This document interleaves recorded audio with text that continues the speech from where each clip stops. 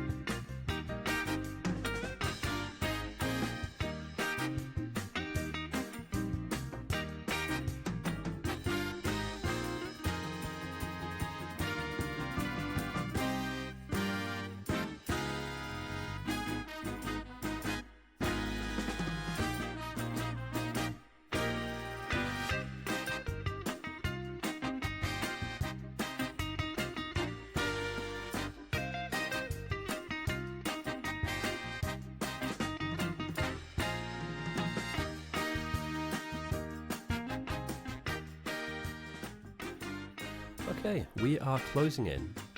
Let me just balance this out real quick. We don't need the music at the beginning of the game, so let me just really drop that out for a second. It's good music though, I really like this playlist, and I think it sets the tone for what will be a very fun and engaging game. We are about to start the first game of this Bite to Battles Captain's Game Masters Tournament. What a mouthful. Anybody listening that's new, or watching that's new, you can listen as well, both are fine. That doesn't know what's going on, I will explain everything, trust me. My name is Ghosty, I am the #1 ranked player on this server. I haven't played in a long time, my ranking has dropped. However, my legacy lives on. I'm here to explain the game, to break it down, to give you all the different facets and aspects of this game. We're about to witness two of the strongest players in the server go head to head, with some of the strongest teammates they could possibly have. We're about to witness what I would argue would be a masterclass in this game. One for the books, and also we're going to start off on the right foot here. You know, it's outstanding, one of the most controlling players in the game in terms of timings, in terms of getting his outposts set correctly, getting his inputs and throughputs done fast and nasty, versus Jimmy50, who is literally like TaskBot. He is a speedrunner, he is fast. Everything that his team will do will be at speed, meaning that the timings that his team will hit. And again, I appreciate if none of this makes sense to any of you, don't worry about it, we'll talk about all this down the line. But for those initiated of you that do know, there are certain times you want to hit certain technologies in this game, certain times you want to hit certain research curves, certain times you need to hit to get certain pieces of kit on the ground without ruining or spoiling the future that we're about to see unfold. And if you can hit them, then you have a small advantage in the game. Also, can somebody just please tell me whether or not, I'm kind of nervous that my microphone's not good enough at the moment. Is this coming through loud or quiet? Just a little bit of feedback would be nice. Just let me know if this is coming in a bit too hot, or if I need to boost levels up or down. I've done streams before where I thought it was okay. And again, I want to say I do stream, but I'm not a very good streamer. And the levels have been off. I'd rather try and nail that down straight away. Thank you very much, Bimmer. I appreciate that, mate. I appreciate that. All right, let's drop out our nerds box, because they are obviously nerds. Be aware, I do like to draw on screen. I have an MS Paint tool that will help illustrate the games as they go on. This is a game of Factorio like no other. For those of you who are new, I will just explain briefly what we're here to do. You know, the basic concept of the game is very simple. You start off with absolutely nothing. No automation, no tech unlocks, no research. It's just you, your teammates, and a couple of open resources at the beginning of the game. The map is split in half by a river that cannot be crossed. You can't shoot things over it. You just exist either on the north side or the south side. And as we can see here, on the north and the south, that the resource patches exist here are exactly the same. Meaning that if you're on the north, you don't have an advantage of, you know, your coal patches are the same, your copper patches are the same. They're just reflected across the map. So both sides are equal, and both sides have the same resources available to them. South always wins. We'll go through the memes as we go. I remember there are many memes to chew through. But at the moment, what's happening now is the captains are trying to find a map that works for them. Each role is different, each map is built differently, so your oil will be placed in different spaces, your mix patches will be horrendous as always, and dotted around the map in different spaces. Uranium ore is something to look out for, because if a game goes long, you're going to need nuclear power. So having a uranium ore patch, for instance, as we can see here on the map, there isn't any. At the moment, at the very least, I don't see any uranium, so, you know, is this map potentially good for a late game? No, it's not. You'd have to go far away to get nuclear power up. So the initial kind of spread of resources is very important. Once the captains have found a good map they can both agree on, they will then begin to pick teams. So this isn't a one person versus one person. This is our server of professional Bite to Battle nerds are being split down the middle. Half of them are going north, the other half are going south. And within each of these players, as some of you do know, we have people that fulfill certain roles, certain kind of particular functions. Carl, for instance, is a formidable outposter. So, although you'd want him to build main base, you potentially would pick him if you want to have a player that is going to be strong in the outposting role. Meanwhile, someone like Neuro or Pavev, they play very strong main base building setups. I completely agree, by the way. If this all sounds a bit gibberishy to you, if you're new, don't worry. We're getting underneath all of this straight away as the game starts. But just as an initial outlier, each player has a play style that they can use and adapt to their team's benefit, and not all play styles are the same. I'd say within this game, there are multiple different areas you can dedicate your time and your effort and your energy, and if you can do that in the right way at the right time, your team will have a small advantage.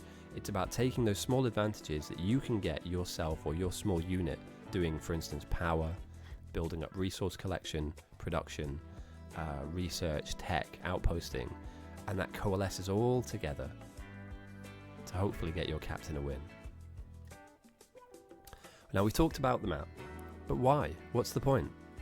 Well, the point is, both sides have a rocket silo, and if your rocket silo dies, if this blows up, you lose. It sounds like a simple concept, and it is in many ways, right? You have defensive things, towers like, where are they now? What am I talking about? It's been a while. You have gun turrets, right? They shoot bugs. That'll be good for defense. You have laser towers, flamethrower turrets. You yourself can buy a gun. So defending this silo must be quite easy. As the game goes on, however, the bugs on the map will become more and more aggressive. They'll become stronger and they will evolve. It's the key theme of this game. Oh, hey Josh. Hey Hera, how's it going, guys? Nice to have you back here. We're just going to outline the initial throne defense for now. The throne effectively needs to be protected at all costs. Within this open area, which we like to call main base, where the initial ores exist, a small defensive castle, if you like, will be constructed. And if I can go back to my MS Paint, which I will be doing a lot, so if this is starting to annoy you, don't worry, it's only going to get worse. We will have to build large defensive structures. Do you know what? Circles are not the right one. Let's go rectangles. We're going to need to build big defensive walls around our initial area to keep the bugs from coming in. As the game goes on, they will become more and more aggressive, and they will try and aggress towards our silo, killing us off, killing off our base, and eventually, slowly but surely, detonating one side's setup. We love to see it, that's why we're here. There are no draws in this game mode. There was always one definitive winner, and we will get some gambling on, but obviously gamble safely. We're not talking about money, by the way, it's ghosty points. Pot noodles is the currency of this stream. But we haven't got teams yet, so I'm just waiting for them to decide on a map.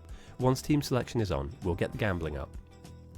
Bet as many pot noodles as you like, but remember there are multiple games across the next couple of weeks, so maybe don't bet all of your pot noodles all at once, because today's matchup I think is very close. So it could go either way. Outstanding could take Jimmy could take Outstanding. It's kind of about who makes the first mistake for me. But yeah, as it stands, we're still looking for map rolls. Let me head into Discord. As is standard, by the way, guys, if you need to go and get a drink, if you need to get a snack, if you need to just have a stretch or go and do something for a couple minutes, the beginning of these games are slow because you need to make sure that you get the right map, otherwise the game will be terrible, and you need to make sure that you can pick at least most of the team that you want. You're not going to get all of the strong players on your team, so you want to try and get the best scoop of them as you can in the right areas to give you the win. So at the moment, the captains are currently kind of figuring out who they want, chatting amongst themselves as to what the strategy will be. So yeah, if you have a couple minutes if you want to dive off and do something else. The stream will always be here. These games will go on for a while, and for those of you that stay, I will continue to ramble. More rambling incoming. So we get given a certain amount of the map to begin with, and this gives us a rough outlay as to what mineral patches are where, what ores are where, and certain players will be eyeing up certain parts of the map, looking at certain ore patches going, I could build a mini base out here. Mini bases can host a number of different functions, the majority of which are late game, end game, and game winning structures that will be produced out here In a spot like this, for instance, that has lots of copper, lots of iron, lots of coal, and a little bit of stone, and some oil close by. The most important element to that is copper, and we'll get to that as the mid-game rolls on and these structures begin to be built. But just remember that the outskirts of the map are just as important as the center.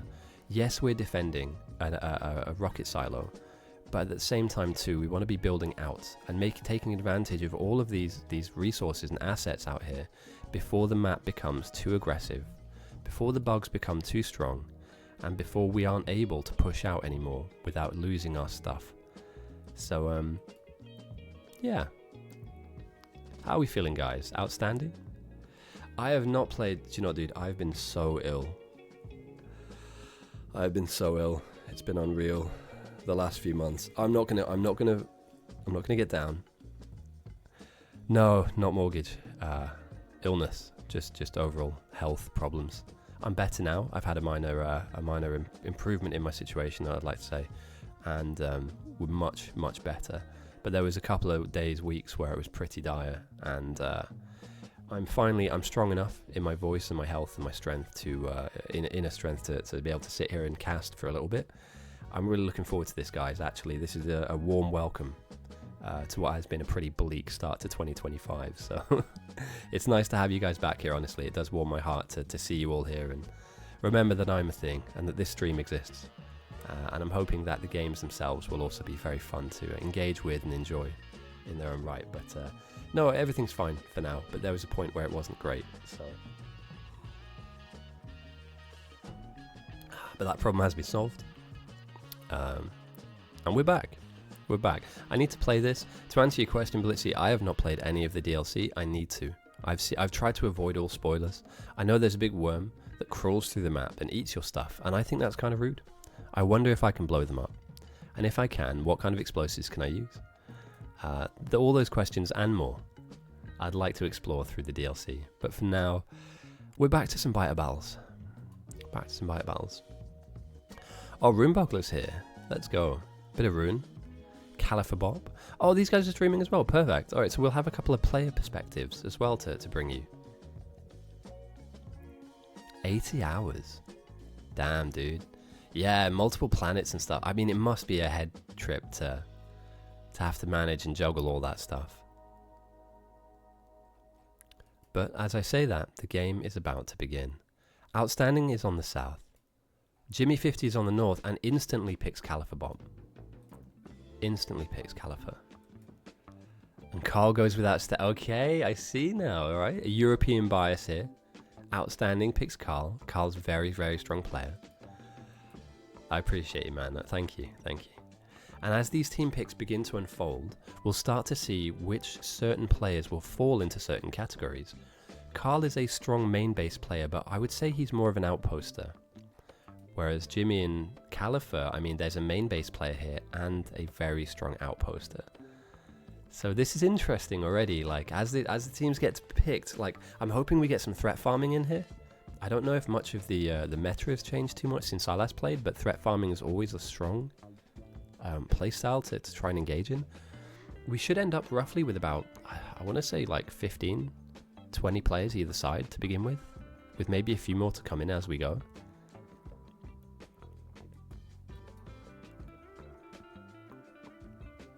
So interesting. So we've covered the silo. We have covered the resources around the map. I think the last thing I'd like to touch on before we carry on is the bugs themselves, because we don't see them at the moment. They're currently covered up by some fog of war in the map. The bugs exist on the north and the south. If I just get a mega zoom out right now, I'll just show you real quick. The enemy entities on the map are very aggressive. At the beginning of the game, they start off with very little HP, and they're easily killable with the most basic of tools.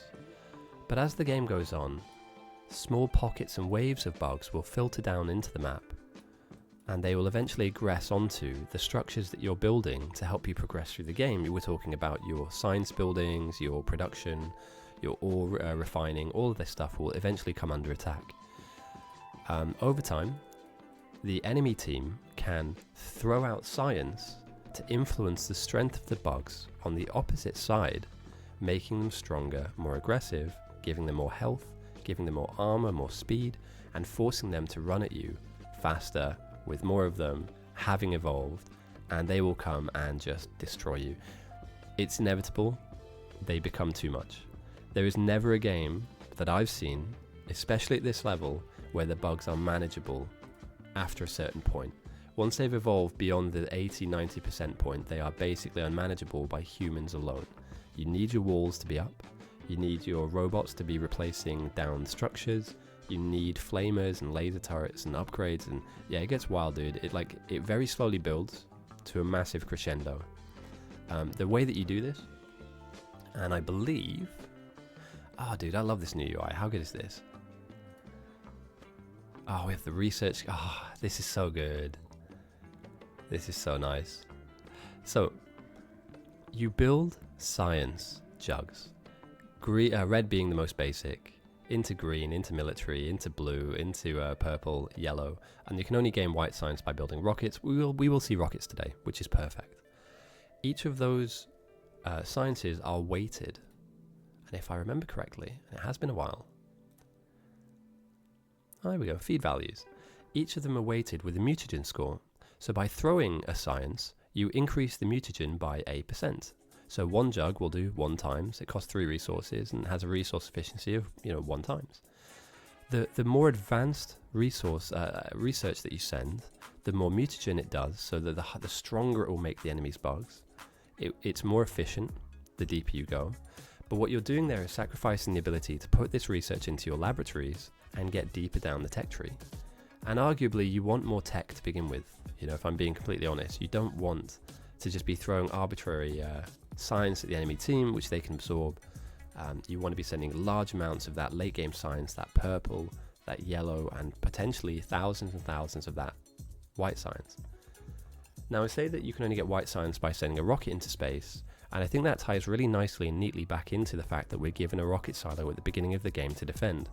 If you can get to that late game, you can potentially turn this rocket silo on, feed it all of the components it needs, and it will then feed back to you a rocket you can send into space, and it will return back 1,000 white science, which will make the enemy's day a horrible one. It's actually no fun at all. We're still picking now. Pavev goes to the south, another very strong captain.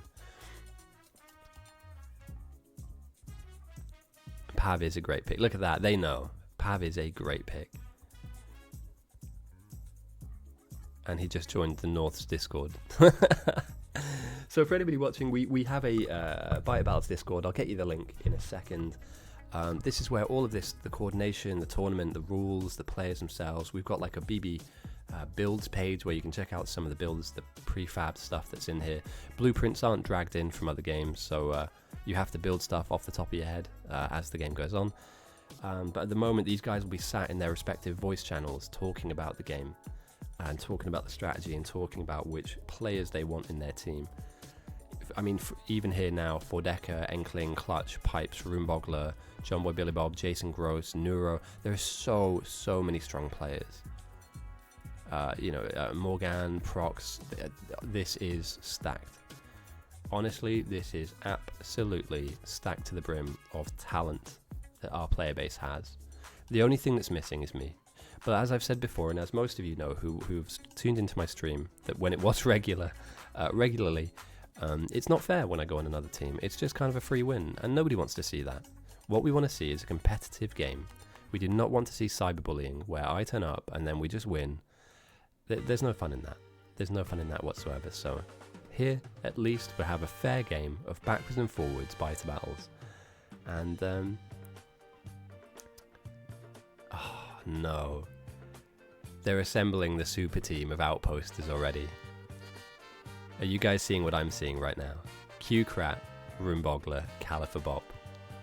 This is horrible. How did they let that through? How did they let that through? If Clutch goes north and Pipes goes north, that's the TSP stack, isn't it? That's a pre-made speedrunning stack getting into the north for free. I'd break them up. Somebody steal Clutch. Somebody still clutch. We have Stick Lords here as well. Excellent. Less of a threat, but still a strong player. Interesting. Right, so... over the water. God, mate. It's the raised train platforms, right? If I remember correctly. We'll talk about Bite Battles, but I haven't played the DLC at all. You have, like, raised train platforms now? I've missed so much of all of that content, mate. I avidly just avoided it at all costs, just to make sure that I didn't spoil it for myself. We have here... Jimmy is one of the strongest main base players we have, and 3 of the strongest outposts, with 2 of their teammates still sat here on the island. If this isn't broken up, you're going to struggle on the south. You still have some very talented players to pick from, and that being said, it's not like GG's or anything, but you're going up against a behemoth, a Goliath of gameplay here, that rarely makes a misstep. And they go Teo Mark, no?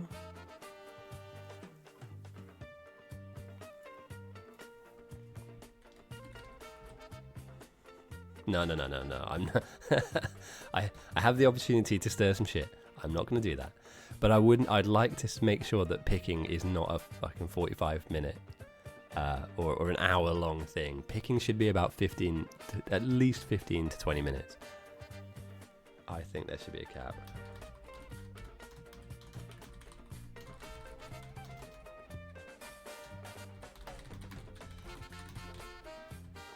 Even a minute per player would still take us roughly around the 20-minute mark, which is more than enough. But like having only picked 3 players on the south, you don't need to have a long chat about it. I'm being totally honest with you, lads. I'll tell you who the south need right now. The south need pipe or clutch. They need to then pick Stick Lord as well. You need to break this dominance up that the north have already established. Morgan's a great flex player. You can also try and pick Prox up. Joshua's a good pick. Space Dog actually has a lot of... A developer, Cogito, pick Ness. Why is it taking you so long? Pick Ness. Ness is so strong. Like, consistently strong. I don't know, dude. You know, this tournament's been in the works for a while. You'd hope that these guys would have had a strategy before today. They'd have had thought about this before now. If you're now coming up with who you think you'd want to pick, it's not really going to work out. So there are some very strong players here. 4-deck is still in the player pool. There are, mate. This is going to be a good tournament. This is going to be a really good tournament. Again, though, look at the talent here. Ness, Clutch, Teo, Neuro, Stick Lord, Ling here, Prox. These are all like hardcore red rate. I mean, like all legends of the game. Do you know what I mean? Yeah, take Zero Sun, dude. Honestly. But you need this. This needs to stop. Like, you guys have had a long time to make a pick. Because otherwise, effectively what we're going to be doing is slowing... No, not slowing down. You don't want to rush into a game, but... You know, this stuff should be relatively simple to achieve. There we go, look at that. It's not hard. I mean, it's easy to sit here and spectate, but I've been in this position. It's kind of a no-brainer, right? They're not going to take it personally if you break up their team. In fact, if anything, it's a sign of respect. You don't want Runebogler to have his entire support and cast around him in order to win the game. You want to break them up. It's not personal. I want to win. That's all I'd be thinking about. You know, we can all be friends after the game, but as the game goes on, we need to make sure that we're not giving people. And Zero Sun, by the way, I think when I last played in the server, Zero Sun was the up-and-coming threat farmer. So I really like to see how he's developed over time. It's been a couple months now since I've last played.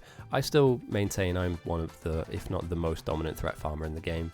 It takes a certain level of skill, dedication, and just doggedness to stay at it for hours.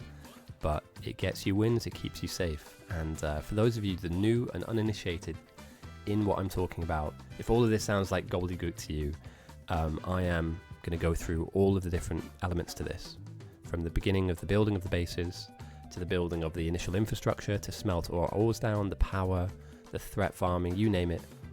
and we'll be going through it. So do not worry about that. At the moment, all we're doing right now, this is before kickoff. The game has not started.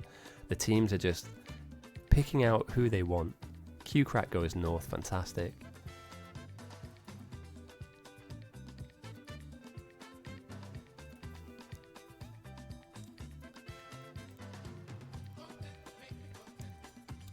Oh yeah, can you hear the music in the background? I dropped it really low at the beginning. I might turn the music up just whilst pick phase goes on to keep the vibe. Let me know if it gets a little loud. I've got some like samba music on in the background.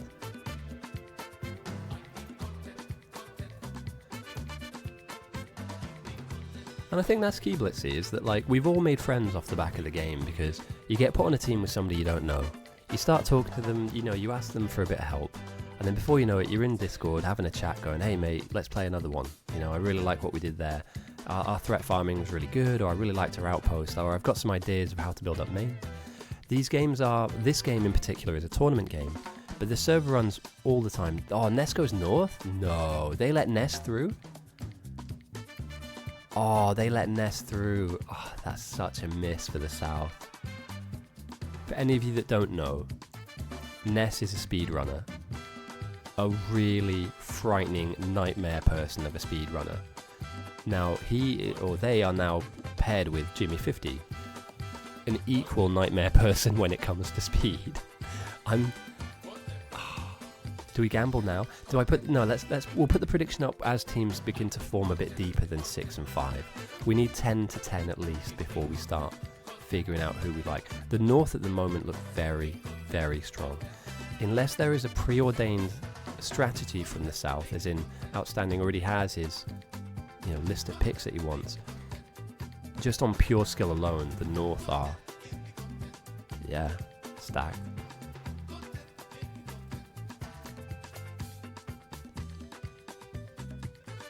What are the South missing? Carl can outpost, Clutch can outpost, Outstanding can main play, Pabev can main play, Zero can threat farm. I think it's a flex player. Somebody that can play flex. Someone like Neuro can flex, Bitsy can flex.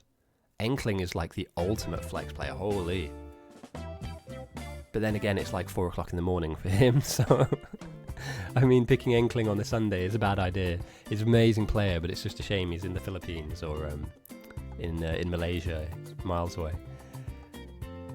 Menando would be a good flex pick. Eagle's an amazing pick.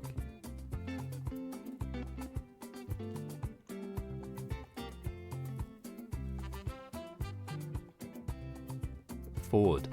Pick Ford. Jesus. Why hasn't Ford already been picked?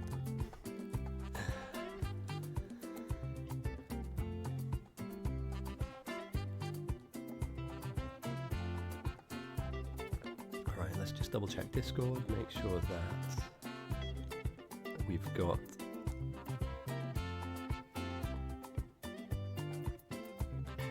a little bit of... Okay, nothing is needed from me on Discord. I reckon we'll hit 20v20.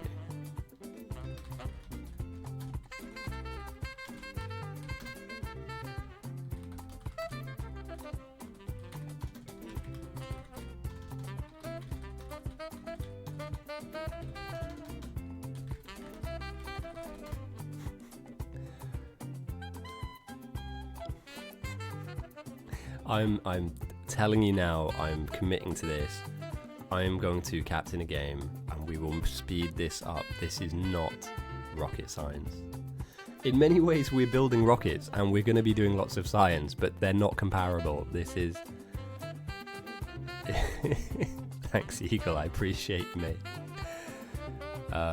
Let me tell people in the server as well, because we've got a lot of new players. If you are new, check out of the people streaming.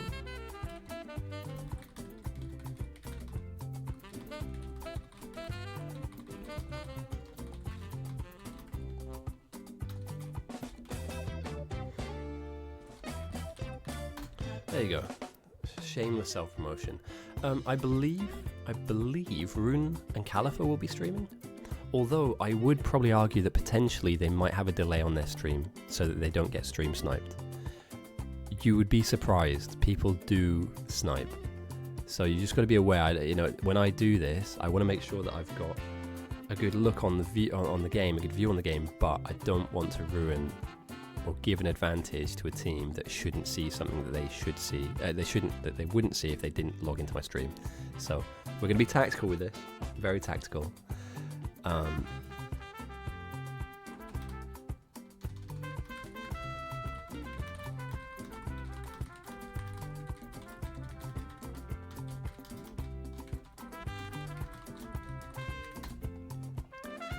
Yeah, or you just got to turn the sound on. What's this? What's that?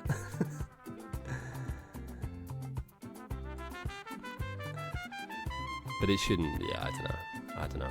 It's a bugbear I've had for a while. The game, when it's played, is amazing. When the game is rolling, it's so much fun. However, we were meant to start at 4 o'clock. We're now at 4:30, and South have still not picked somebody. Because the South are taking ages, it slows down the North. And there's no way you need 5 minutes per person. You know what these people do. You do. You play with them all the time. Decoratives in the graphic settings. Really? Let me try that. Settings, graphics, decoratives. Oh, I see. Ah, better, mate. Thank you for that. That's a new setting, isn't it? Yeah, lovely, mate. A lot clearer, much better for tournament view. See, that's why they pay you the big bucks. Also, we'll move around on the music front as well, guys. We will. Can't lose the game if the game didn't even begin. Wow.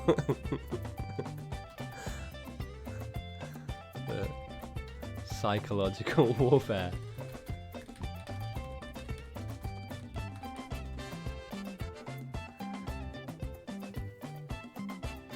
So, I mean, it took them just now like 8 minutes to pick Kajito and Jason.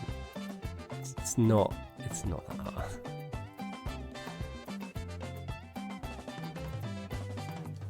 The game will not start in the next 10 minutes, mate.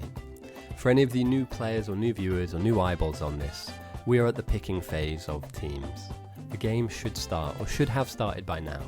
But given the high value nature of the game, I'm hoping this is something that we can talk about in Discord after this. Pick phase needs a time limit on it. I argue if you're going to have 20 players on the team or 30 players on the team, that time should be stretched. But, to pick 7 people or 6 people in half an hour is just not acceptable. You wouldn't play chess like this. You cannot play a sport or do anything team-based where the moves are so slow. These are scary lineups. These are very scary lineups, and a lot more scary people to come in as well.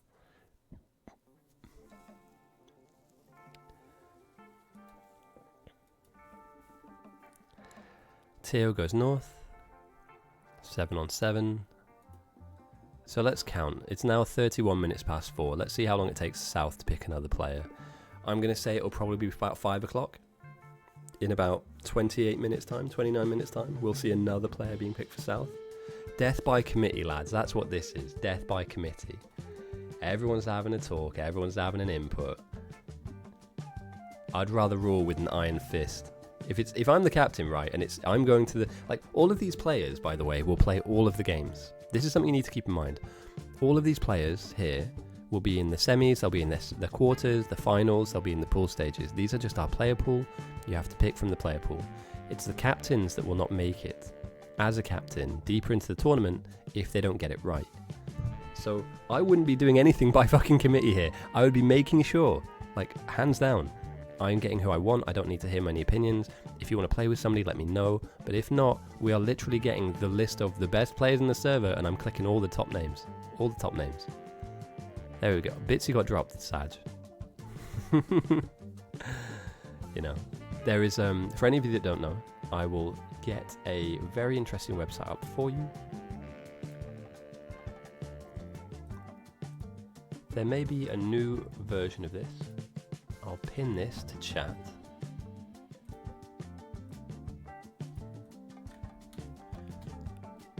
Can I pin this? Oh, I've got to be on the... If you head to that website, you can basically check out all of the players, their ELO, their MMR, who they play well with, the last couple of games they've played. Like, you can scour through the data and find who the good players in the server are. Picking and banning shouldn't be a philosophical debate. It should realistically be a number crunch. There are 10 names at the top of the list, 3 of which outpost, 3 of which main base, 3 of which are defensive players. Pick one of them, hope to get the other one, deny the opposite team the third, one of the top 3, and you're laughing. It's easy, you know.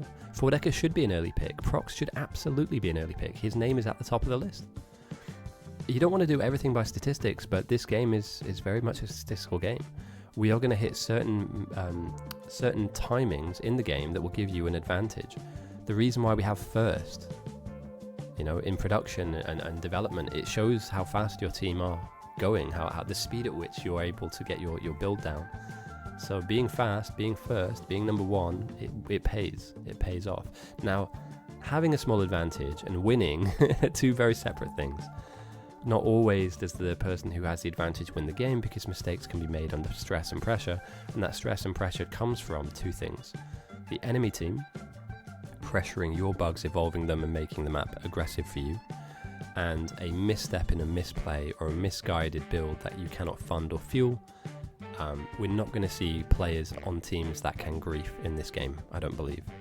I get the feeling that this is the kind of like well-manicured game where every single player that goes in is going to be audited. They're going to make sure that there aren't any brand new players in here because they're going to be slightly lost. I would argue that newer players probably should come and watch a stream for this one. There's a lot going on here that you'd need to... you need an explanation or two. Sorry, Discord's just popping at me. Okay, perfect. Just Bob goes in south, Joshua, and we're speeding up. Lovely. I didn't want to have a kid. I didn't want to have a kid, raise a kid, teach them what Bite Battles is, and then they can comment on the game itself as it goes, because it takes fucking ages, boys.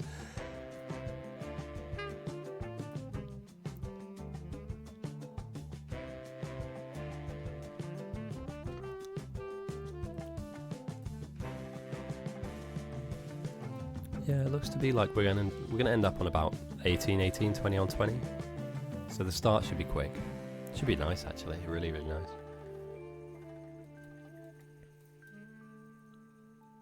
Also, I do say this every time I do stream, which hasn't been regular recently, but will be regular down the line. I'm going to mix the music up as I can.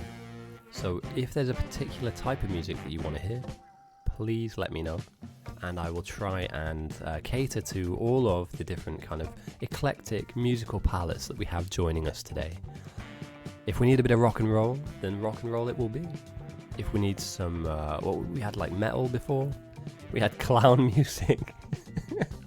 We had clown music at one point. We went for pirate rock. That was good fun. Space music. That was interesting. Even to a point where we were listening to experimental music one stream. And I'm going to be honest with you, I didn't understand it at all. It was just loads of bleeps and noises. It didn't sound... Well, that's what it was. It was sound. It wasn't music to me. Although maybe there's no difference. Or maybe there is, and that's why I'm not a musical professor, sorry. I don't understand the difference. But to me personally, sound is not music, but music is well-constructed sound. We're going off on a tangent, lads. Pick your teams. Holy shit, I'm here for Bite Battles. What are we doing? Oh, I'm going crazy. It shouldn't take this long. Oh my god. Have I been away so long that people have forgotten how to just win? Never mind. It's good to have you guys with us. The game will be starting very soon. I think. I hope. I pray. At this point, you know, I might even suggest that I'm going to play just to speed things up. You have 13 players on the south, 14 on north, and I think now is round about the right time to put a prediction in to see who you think will win the game. With still a staggering amount of talent left on the island, there are still enormously strong players to pick from here. So both teams will still have a couple of late game drafts that can make a huge difference. in their team and in their team strategy and setup. Give me a second, I will get a prediction up. Feel free to vote for your pot noodles as to who you think will win the game. Again, these games are long, so your prediction might be wrong, but it's funny looking back to see who we thought at the beginning of the game would have done well compared to who actually did. Okay, dashboard. Let's go to this one. Leave me alone. Prediction, let's go. Start prediction. Who wins, North or South? We're going to put 30 minutes on this. So there's still some time to hold out. Don't feel like you need to bet all of your stuff all at once. Let me go through the teams. Before you bet. In North, we have 99 names, Califawop, Ford Echo, Jimmy50, Lameness, Marek, Ness, Neuro, Prox, Q-Crat, Red Wraith, Tier Marks, and Toddy. Again, a mixture of just nightmare people. They're all very strong in their own rights. In South, we have Captain Outstanding, obviously, with Blitzy, Carl, Clutch, Kojito, Jason Gross, Joshua, one more, Just Bob, Morganic, Outstanding himself, Pavev, Pied Piper, Soldier, and Zero Sun. Oh, Soldier's South. Okay, interesting. I didn't notice that pick. One of, if not the strongest captain in the entire captain's roster. That one slipped through. Have the South managed to redeem themselves slightly here in their picking? Because now, hang on a minute. This is very, very interesting. You've got Pipes, Soldier, Pavev, Outstanding, Carl, and Clutch. They've slipped a stack in here, haven't they? They have. You sneaky little devils. They put a stack in. I thought the North had snuck in Bogler stack. That is wild. Okay, the game is on. The game is not as clear cut as I thought it would be then. So the North have got some very, very strong players. I thought that they'd lost. You're on a good team, mate. You're on a very good team. Enkling, welcome to the chat. It must be about 5 o'clock in the morning where you are. Good morning, Enkling. Yeah, it does seem that way, doesn't it? I thought the South had been outdrafted. Honestly, cards on the table, mate. I thought the South had been slightly outdrafted here. Just missing out on some strong early game picks. 1 a.m. Jeez. Well, we can hope and pray for a fast game. We're on Have a Nice Day difficulty. So I don't think we're going to have like a staller, stacker type game. Maybe we will. But we'll try and keep it entertaining for you, mate. We'll try and keep it engaging. I'm not overly convinced with South. Like, I know what North are going to do. Neuro's going off to build power, right? Or some level of outpost. Jimmy is going to be left alone with 2 or 3 very strong players to build main, whilst everybody else bounces out and builds outposts. There will be some threat farmers for Jimmy. I'm yet to identify them. 99 names, I think, is a threat farmer. Marek can threat farm. Prox potentially can threat farm. However, the South have some strong captains in their own right. I mean, this is kind of a team of captains if you think about it, right? Carl captains all the time, Clutch is captained, Outstanding captains all the time, Pavev captains, Morgan is a captain in this tournament. Morgan is going to be captaining against Carl, I think. Pipes is a captain, Soldier is a captain, Zero Sun hasn't captained but is a very strong threat farmer. Like, we have a lot of leadership down here, but the problem is that you might be susceptible to death by committee. Too many voices. It's Outstanding's game, so you'd hope that it's him leading and running the show in terms of, dictating the pace and dictating the overall kind of thread of the game. And anybody that's been on Jimmy50 teams, he plays one way. There is one speed. Yes, that's it. The way that Jimmy50 plays, for at least the last time I saw it, there is no debating that style. You just go. And then the game's over. So this is like Formula 1 versus another kind of racing that's kind of like Formula 1, but maybe not Formula 1. The cars are maybe slightly slower, Formula 1.5. Slight downgrade from Formula 1, but still competitive. But it's going to be good. What I'm hoping for is once they've picked all their players, please do not spend another 30 minutes talking to your team. Every single player on both teams are veteran players. Give them a role, tell them what you need from them. They should all be scanning the map right now. Look, see? Look at this. All the players are scanning the map. I'm meant to be impartial here. I'm meant to be impartial, so I don't know if I'm allowed to vote. I also have infinite pot noodles, so I don't think it'd be fair. Like, I'd vote a load and then somebody would lose a lot, so... it's just a bit of fun. Let's see if you can double your pot noodles by the end of the tournament. But as you can see, guys and girls, people of the internet, the players are scanning around looking for a spot that works for them. I identified this spot earlier on as an outpost potential spot. Bogler Field's the same. Lots of copper, lots of coal, some oil, stone, everything you could possibly want, lots of iron. So yeah, you don't need to talk strategy to these people. They know what they're doing. I think North is a strong shout, dude. You're not wrong, Moon. You're not wrong. I am, in many ways, worried for the South. I don't think they're going to quite realise, or maybe it will happen a little too late, and I'm willing to be proven wrong here. If I'm wearing a hat and the South win, I'll take it off and eat it. But at the moment, as a seasoned player, as a veteran player of this game, the North have got some questions that the South, I don't think, have answers to. Now, it's been a hot minute since I've played. I've talked to the gods. North will smash South. Look at the activity here, lads. This is what you like to see. Everybody's bouncing about with their viewport, looking to see where they want to go, what their role is, what will work for them. This is what you like to see, activity at the beginning of a game. Obviously, all the players are frozen, but you still have a chance to scan and look. Information is king. You want to make sure that you have the best starting understanding of the game. The game will unfold, obviously, and more of the map will be revealed. But this is what you see, so you need to make the best of this. 3:45 AM. Oh, damn. I had to wake up early for this? Jesus. That's dedication for you right there.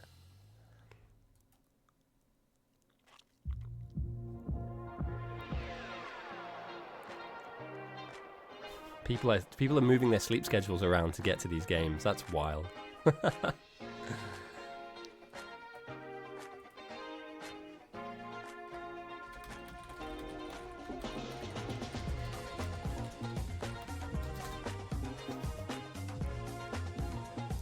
We lost the game. Oh no.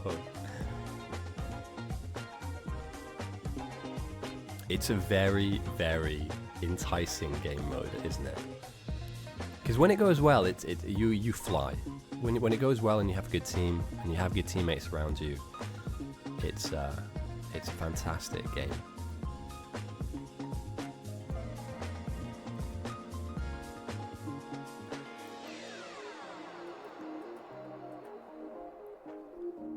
We still have like Sticklord. Look at these guys, dude. We're not picking Sticklord or Eagle. Menander's still here? What? Okay, some of these guys are just here to spectate, and that's fine.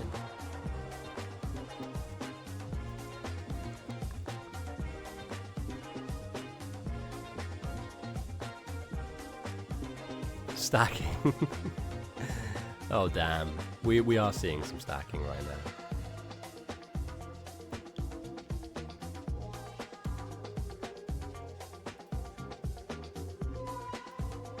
I know. 16 to 18, what can you do?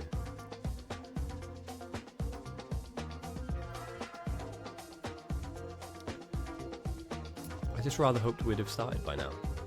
I feel bad, like I'm not really able to give you much at the moment, guys. I don't want to keep running over the same stuff. If you're new, please feel free to ask any questions. This is not the game. Us sat here doing nothing is not the game. This setup time for me is egregious. It should not be this long. For reasons I've already outlined, but I'll go over them one more time. You, as a captain, know the player base. You play in this server all the time. You know where the talent is. You know what the talent does. You do not need 35, 40 minutes to pick a team. I am sure of it. I'll put all of my MMR, all of my ELO, every win I've ever won on this server on the line in saying that it does not take 45 minutes to pick a team. It takes at best 10 or 15 depending on how tight the picks are. because, yeah. They have. Just South are being offensive by not picking any players.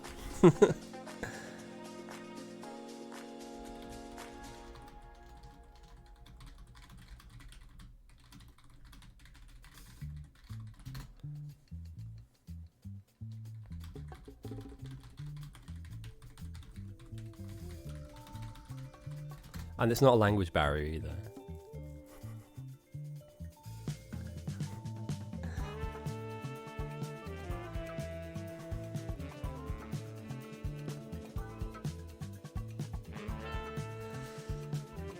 Ah, late picks. Lovely. Well, we'll at some point, guys. Do you know what? If you need to go and get some food, get some food. If you need to go and have a stretch, have a stretch.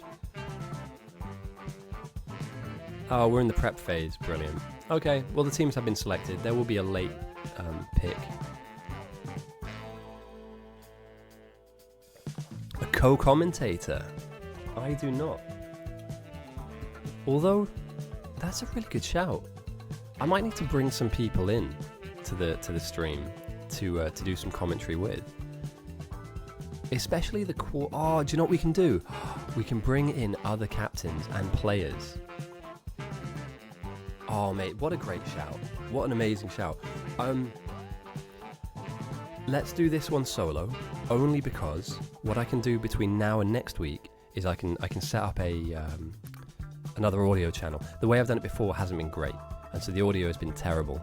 Not their fault, the person who I brought in, but just my fault for not setting it up. So between now and next game, which will be on Friday next week, I am going to bring in a co-caster to do some co-comms. We'll get some co-commentary on. It's always better when there's more people involved, and it always brings a bit of fun and a bit of light to the game. The game is on. The game's begun. It's 10 minutes to 5, my time. 10 minutes to 6, your time if you're in Europe, mainland. And wherever the Enkling is, it's far too early in the morning. The game's begun. And as we all know, in bite battles, you start off with nothing. No automation, no power, absolutely nothing. And so you have to stick down a load of hand-fed burner miner drills that will pick up ore if you put coal in them. Slap down a load of stone furnaces. Get that one right. Stone furnaces. And if you stick down a little bit of coal into them, they will slowly but surely give you plates of whichever ore is being fed into them. To begin with, iron ore is the most important element that you'll need, because you'll need to build up some power. Coal is relevant throughout the entirety of the game. However, at the moment, we're basically feeding coal miners, mining more coal. So over time, the stockpile of coal will build up in these coal snakes, and you'll be able to grab large stacks of them in your inventory. At the beginning of the game, both teams need to make a kind of a call as to where they want to build their base. Positioning your base is very important in this early phase of the game. And that reminds me to change the music a little bit. I will swap the music out somewhat. So you have a couple of different opportunities depending on how the map has been rolled. Yeah, South eventually pick their team. So you have some options here. For instance, you can build, your smelting stacks up here on the north. As we can see here, they're deciding to kind of outline power just to the north and eastern side of the river. If you're in south, potentially you might look at doing the opposite. You could potentially build power down here, and then your smelting stacks down here in the front. How you orient your base, how you feed it, and what it makes for you is the key defining factor and difference in the way that both teams will play the game. We will not see a mirrored version of the game from either side, and that's what makes this game mode so fun, so engaging, and so much fun to be involved in and watch, but also play too, is that the map is always different. The team that you have is always different too. The way that you play each map out is varied depending on, kind of who you have on your team, what their strengths and weaknesses are. Give the South a bit more luck. The North doesn't need it. The North are flying at the moment. Now again, they have, we have a slow start to contend with, but before you know it, we'll be into the mid-game. As we can see now, power is being run from main over to an area that I believe will be identified as an outpost spot. We'll keep our eye on our outposters, and for those that are new to the game, we'll get through all of those to begin with. Initially, we have a main base area. So if we take a look at the map, we have our central kind of defining object of the game mode, which is our rocket silo. If this rocket silo is attacked and it goes to 0 health and explodes, well, firstly, fish will fly everywhere, but secondly, your team will lose. So at all costs, this rocket silo must be protected. Both teams have one, and as we spoke earlier on, there is a river that divides the map from north to south. The north and the south have equal nodes of resources. They're just mirrored to reflect each other through the river. And this river is not crossable. You cannot come over this river, so you are stuck on your side. That's a great shout, dude. Give me a second. I will posture check in a minute whilst I just get through this initial explanation. The way that you defend your silo is that you start with no technology, and over the course of the game you build research. For instance, the level 1 research in this game mode is red jugs, and you begin to kind of climb the tech tree. We'll be able to see that here. So the south, for instance, are beginning to research automation so that you can build buildings that build things for you. They're going to want to get some electric mining drills, get some guns, for instance, military 1, and some logistics. Currently the north, they haven't researched anything. Although it looks to me like they're beginning to stick down their science buildings. So this is a long format of a game mode, but it is, in many ways, it's a race. It's a race to the first science, which we can see here with our team statistics. The first science jug was built, by the south, 2 minutes into the game. They produced 18, they consumed 12. Meanwhile, the north are slower to the punch. It's taken them 2 extra minutes. They've only produced 1 science jug, and they haven't consumed any of them. So the south have taken an early research lead here within the opening couple of minutes of the game, and this all falls back to what I was talking about earlier on. The game mode, it's different every time. You'll never play the same game twice, and you're never going to have the same style of game here. So already we can see Outstanding has outlined where he wants his initial smelting columns to be. So all of these will be fed ores down the line, and these are all just blueprints. He will need his team to help build all the different components here and feed these structures. But this will give him an output and a throughput that will help his team build up the early game. Meanwhile, on north, no such blueprint exists. So Jimmy at the moment, I believe he's doing his main base building. They're coordinating a really large power block, which you'd love to see. You will need lots of power. And for any of you that don't know, it's 2 steam engines to 1 boiler. 20 of those across with 1 coal line is about as effective as it can be. With burner inserters, obviously, we don't use yellow inserters to insert fuel into boilers, and we'll get through that later because that is a bit of a beginner mistake, a rookie mistake that can be made. But for now, basic components are being handmade with the eye of getting some power down and beginning to feed these smelter stacks. Posture check. Yeah, great shout, dude. Give me a sec. Let me just stretch out.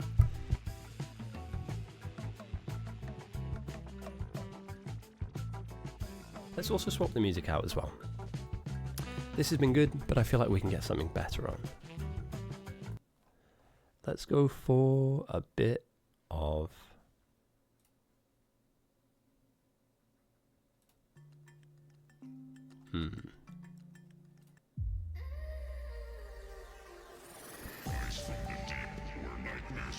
Nope.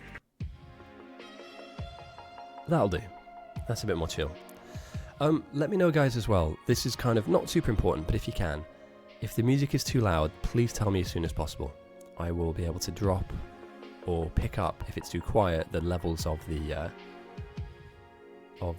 music coming in. But it's always nice to have a soundtrack to these games, and there have been times where it's been far too quiet for my liking. So yeah, I don't want it to just be a really dry commentary of me talking over nothing. I'd rather have a little bit of music in the background. So a science flower has been constructed where inserting some some iron plates into this particular building will create gears. Then hand feeding copper into these automated buildings will combine the gears and the copper to produce red signs, which is the basic recipe for red signs. Later on this will be automated, but at the beginning of the game, hand feeding things is better than not having it. So yeah, the research now should hopefully speed up for the north. They're going down the very similar lines in the tech tree. logistics, military, going to fast inserters, going to steel, going to logi, going to our logistics science pack, which is level 2. The race is on. Jimmy now eyeballing up some stacks. Threading out. Okay, interesting. He's going lateral. Jimmy with a lateral smelting build just off to the west. Whereas the south have already started building theirs down to the south. And again, this is the reason why we're here. Imagine these, but strong, and being able to rampage through your base. At the beginning of the game, they are weak, but they are here. They are small, brown-shelled bugs. And over time, they will, if you let them in, they'll break your base. And if you let them sit here long enough, they'll break all of your base. So you have to actively build up your base, protect what you already have, and defeat the bugs as they come and run at you. And as we can see down here, we already have some people that are outlining some basic threat farming. So Zero Sun will obviously threat farm. He's a very good threat farmer, as will Kojito. And let's see, up north, do we have anybody taking the fight to the bugs? We do. This is Bugland. I still don't have a creative name for this. I'm going to call it Bugland though for now. Here is where the spawners of the bugs that will eventually come down and attack you exist. You at the beginning of the game are actually strong enough to come into Bugland and fight these small buildings. These spawners, these worms, and these bugs. Knocking their numbers down. Basically thinning out the herd. Where am I? Where's the Evo button? It's been a long time, dude. If not, I can head to a different window to demonstrate my points. So we have 2 sets of players here that will be fighting the bugs, and this is an offensive mechanism in the game that needs to happen. The reason why you fight the bugs is one of twofold, right? And I'll demonstrate that now with some MS Paint. So for example, if you're on the south, over the course of the game, the bugs will migrate. Oh, that's a box. Need some arrows. They'll migrate down the field, and they will eventually bump into, for instance, this huge smelting block. And if you don't defend it, press that arrow. Got you. I will do. They will eventually aggress onto your structures and kill them, setting you far back and having you rebuild some of the things that you once had that was working for you. What we have instead is players that will aggress onto the bugs into their area and force their line back. By forcing their line back, we go from having a defensive structure. Instead of having a line where the bugs spawn from here and then run in, we can force that line deeper into the map, forcing them to run further away. So effectively all we're doing is just forcing the line of attack further back, deeper into the map, giving us more breathing room and space.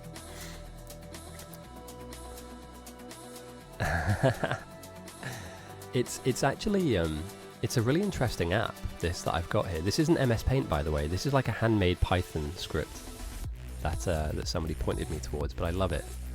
As you guys know, the thing that I love about the stream the most is that we can point certain things out and really break down, for instance, like, I don't know, why this works.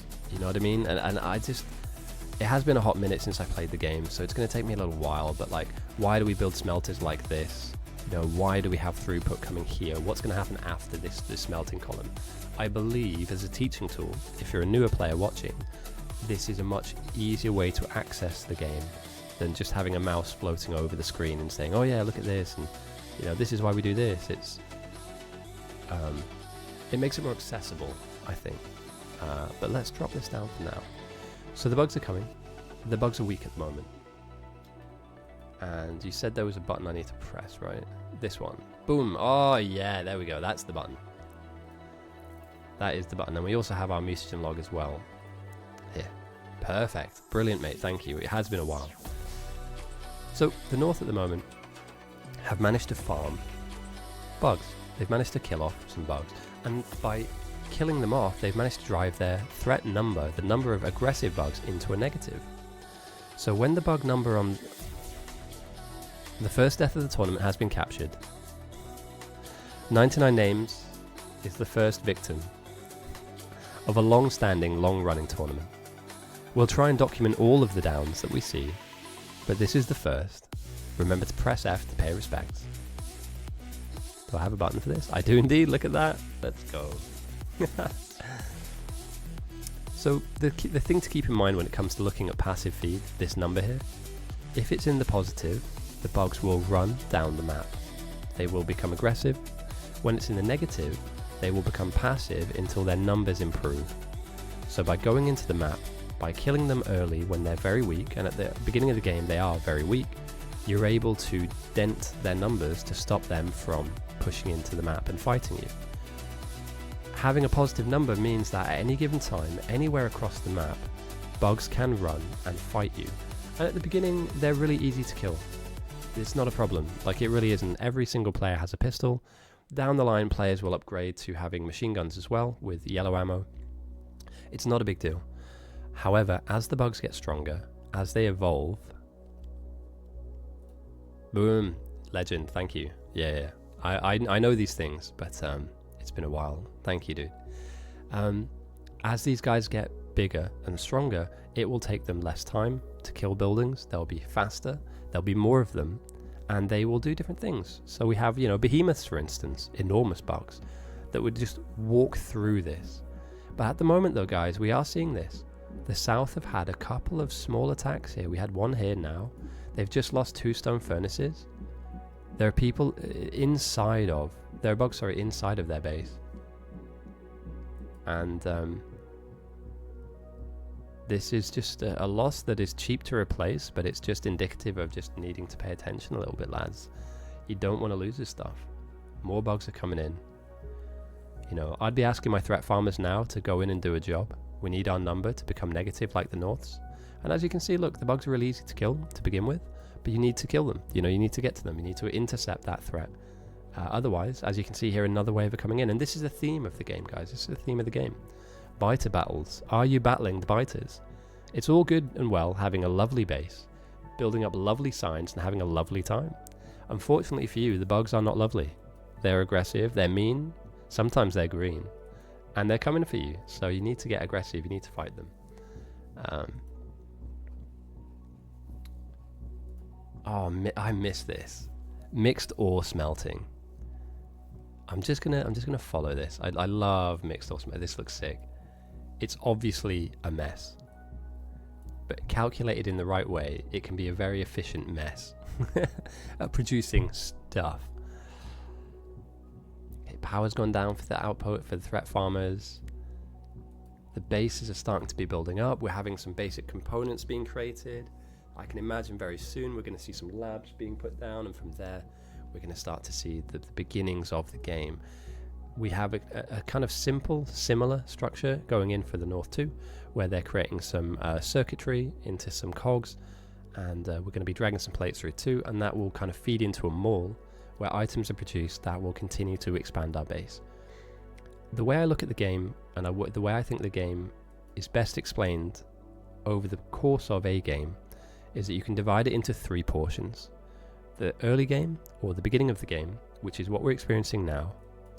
The middle of the game, or mid-game, where we are kind of deeper into the research tree. Let me take a look. Here we go. So for me, and for many people on the server would probably agree to this. For me, the early game would be having unlocked and making the most of, or most use of, the first 2 sciences. That's this and this science, these 2. Once you've kind of exhausted the research required for those 2 sciences, mid-game for me would be military and blue, with endgame being purple, yellow and white, effectively. Once you've reached these certain points in the game, you should, not always, but you should have certain technologies unlocked. You should have access to certain things that give you a small advantage, things like laser turrets, bots for instance, roboports. Another death. 99 names. Is he 99 lives? Is this guy gonna just die 99 times? He's doing a good job though. We can see some bases have been popped. And again, the North are driving the number deep into the hundreds. They're physically taking the fight to the bugs, which is exactly what needs to happen. Carnage has been happening up here. So although 99 names has gone down, by him fighting the bugs, and many others that will be up here, fighting these bugs off means that The map for the north is quiet. There's no aggression. They're not dealing with raids or bugs running in. I hope the south can slowly but surely make their way to that point too.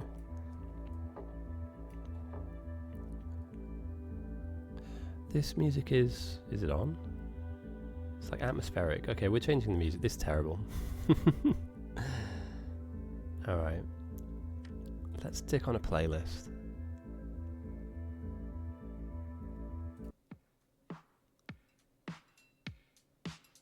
You got me feeling good, right about your side. Lost in Let's...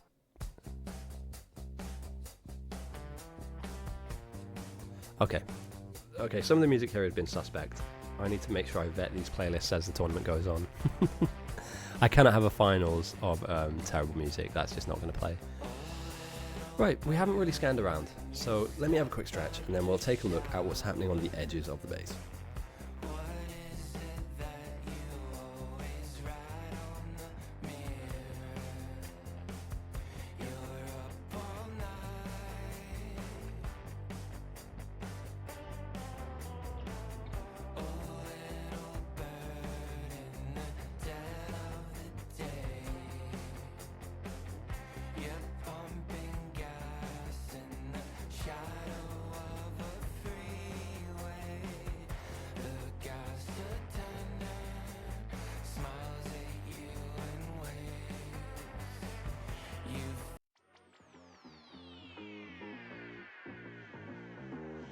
Perfect. I am back. Runeboggler with Fordecker is building an outpost. Now, rockets probably will exist in this outpost. I want to say it's positioned really nicely for a late game build of some description. We'll keep an eye on this for sure. With King of Gugu producing something out here on a mixed patch too. I'd say this is one outpost. This is looking very interesting. Is this an Euros build? Have you guys seen this? Is this new? What is this? It's been a hot minute since I've seen anything completely fresh before. If any of you, this is completely weird. No, weird? It's the buffer build. So there's just going to be an enormous amount of steam. Is this not fake power? Am I seeing this wrong? Is this not fake power? It looks cool, I'm not gonna lie. I haven't seen it before. I'm gonna keep in touch with this. That's interesting. I don't know what the hell I'm looking at here, so 50% real. Storage. Okay, alright. South with some interesting ideas. I mean, it may pay off. Labs have gone down, however, and green has gone into both, so we're starting to really, really chug through this game now. Okay, exclusive research for the south are gates, physical projectile damage 1s. They've gone into a shooting upgrade, so this threat farming should become easier. Gone for walls. Military 2 has been researched though for the north as well. So having some shooting upgrades early should mean that the threat farmers do have an easier time of it, but it doesn't seem to me as though anybody is threat farming. Meanwhile, 99 names and Black Zero are just going in. And Fubi Bar? Okay. I mean, they're going. You're at minus 900. I mean, you'd probably want to stay alive a little longer. The idea of threat farming isn't just going in and blowing yourself up. It's mostly about being as efficient as you possibly can. But I mean, you know, they're getting it done. This is a really, really nice amount of science. Let's see if it's the north. Ooh, the north is slower to the punch here. Interesting. I don't. It's been a while since I've seen Jimmy50 be outpaced.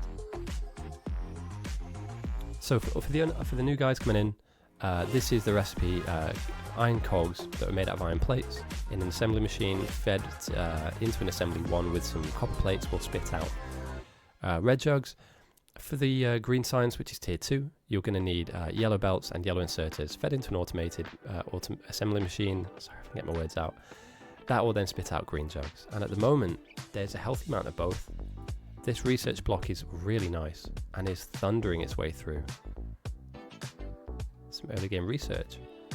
The south are ahead. can't believe I'm saying it. The South are actually ahead here. And by some margin, like, the North don't have their research block up. I mean, yes, they have some, like, hand-fed stuff going on here, but, like, nothing to this level. And the thing is, the moment it starts... Oh, dear, though. Don't lose a lab. Don't lose a lab. Who's reacting to this? No one. Boys, no. Run. Has anybody pinged this? Oh, this is devastating. You do not have spare... who's near? Is anybody reacting to this?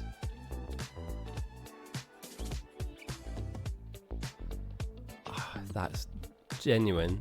That is not good for the South. You've lost a percentage of your research, but also the science that was built in here is gone. So it's a double whammy. You've lost the building and its components and it's what it contained as well. So you slow down on research. Dude, get something out here. Like, put something here, like a turret or two. Just get in the way. Where are your threat farmers? Like, what are these guys up to? Are they waiting? Nade spam, I guess. If the South can weather the storm, then maybe, you know, eventually they can pick it back up. But, like, if I was a threat farmer now, I'd be taking, like, how many people do we have here? 4 people here? Grab 2 of them, get some bullets in the gun, and come over here and fight these bugs. All you need to do is kill 140 of them, 143, and we're looking at a more passive, placid game for the South. You would not have lost these labs, and that would take, I don't know, at best, and I mean this, at best, 5 minutes of your time. So a mistake, certainly a mistake there for the South to have lost those labs. I don't want to state the point, but we don't like losing labs. It's pretty much the worst thing that can happen in an early part of the game. Because they were such in a commanding lead. And now it seems as though the North have the ability to, because obviously they're not being attacked, to just ramp up, keep going. And we can see here now a huge science block is being placed down, and it is being nicely fed with some backups, science still going into labs as well. So far so good. I don't know, dude. I somewhat disagree. They're just not, at the moment, it seems as though they're not reacting to stuff. You know, for instance, there were a couple of people down in that vicinity that could have killed those bugs off, and it wasn't picked up on. And it's that one instance, I agree, is not game-changing or it's negligible, but happening over if multiple instances like that happening over the course of the game, they do absolutely slow you down. So we've had a few of them where they've lost a couple of furnaces, for instance, on smelting lines. It was doable. It was doable. It was achievable to have somebody come over and fight there. 20 red green, dude. It's Jimmy50 though. I mean, if you can get a little bit ahead of this guy, that's in its own right a win. And I just get the feeling that they had a tiny advantage, and it is a tiny advantage. Where the North are succeeding the most, I believe, is in this threat farm battle. You know, it's in these areas here. They're managing to dent into the bug presence, and you know, minus 900s at 26 minutes into the game, it's about acceptable. It's about acceptable. You'd hope that down the line they have some defenders on the cards coming in, and there's some kind of grenade production. I wouldn't advocate for like ammo belts or anything like that, but you know, something to keep the bugs at bay. What's really interesting to me as well is that the western side of the map, nobody's really prioritized at all. People have just kind of had their eyes clamped onto the east, especially this area here for Root Boggler. There is nightmarish amounts of copper here for a rocket outpost down the line.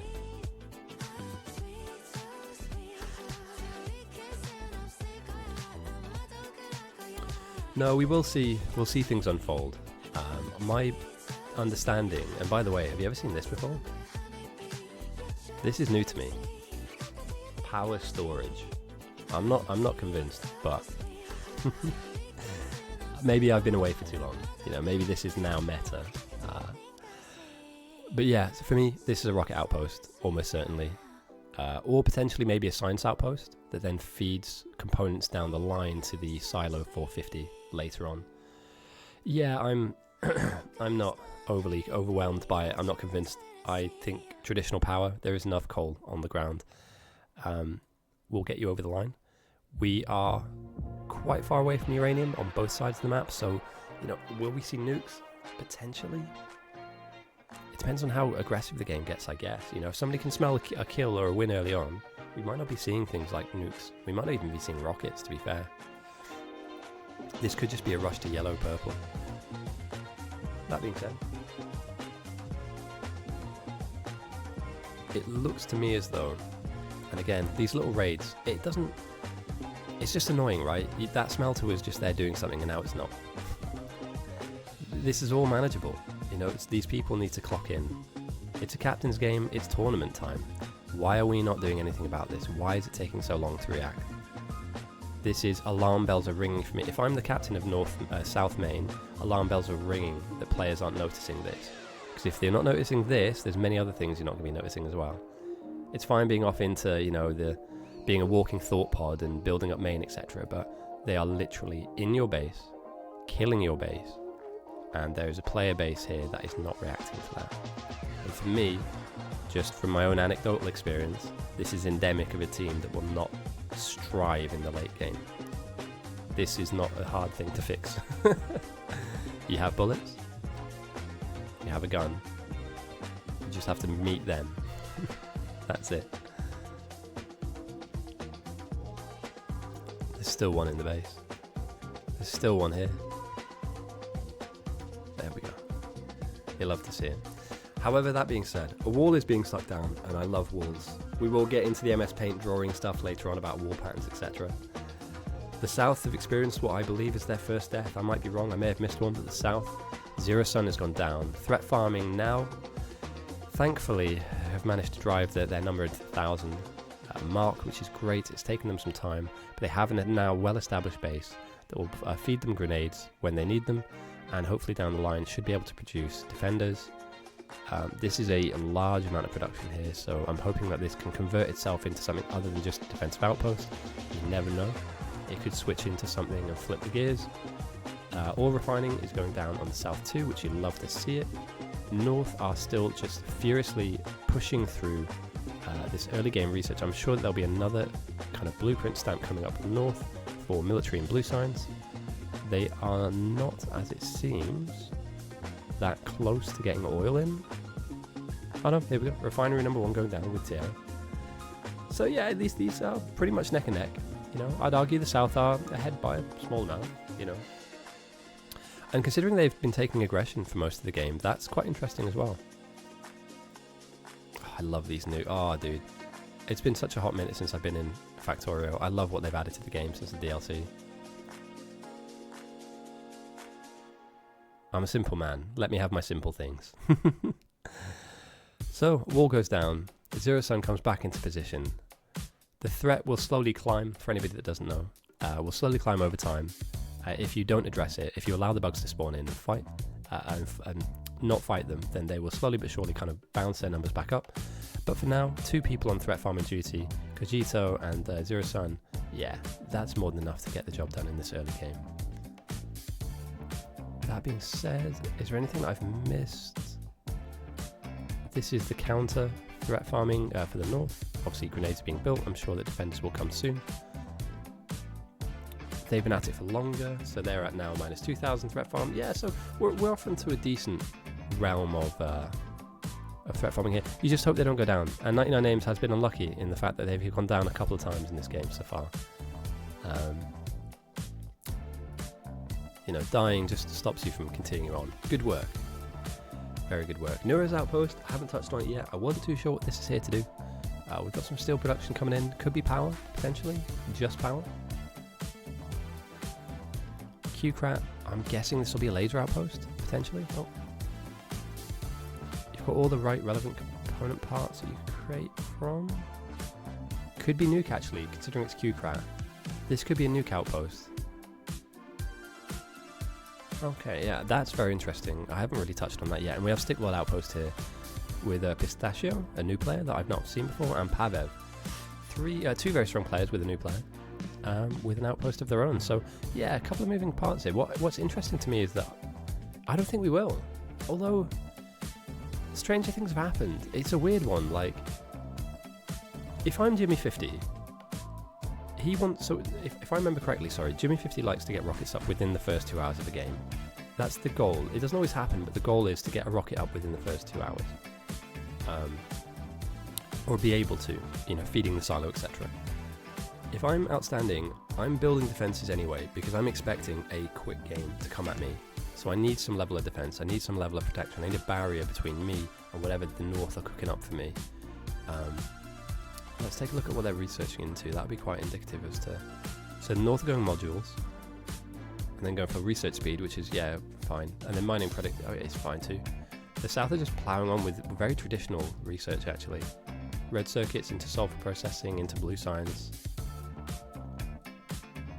Yeah, he also doesn't, if I remember correctly, and again, tell me if I'm wrong here, Jimmy doesn't prioritize military science being built in his main base, right? We don't normally see military science being produced in any of his blueprints. It's normally kind of pumped in from somewhere else. So yeah, very interesting there. Meanwhile, the South, this is just a very traditional build. And we're already kind of on our way to making red chips once plastic gets produced. I'm going to be honest, I had some doubts, some fears for the South. And that rhymed, and I didn't mean it to, but I might be a genius, lyrical genius. Red chips are already being produced, We will be able to switch on blue science when it does eventually get researched. My question there then exists, where is military going to go? And how much more do you add to this smelting stack? This feels like a much more compressed base than I've seen previously. It's not bad at all, by any stretch of the imagination. This is actually a pretty solid build. It's all relatively functioning, everything's being fed. Already stacking up red chips, which is what you love to see. Research is flying as well for the South. All things considered, this is looking good.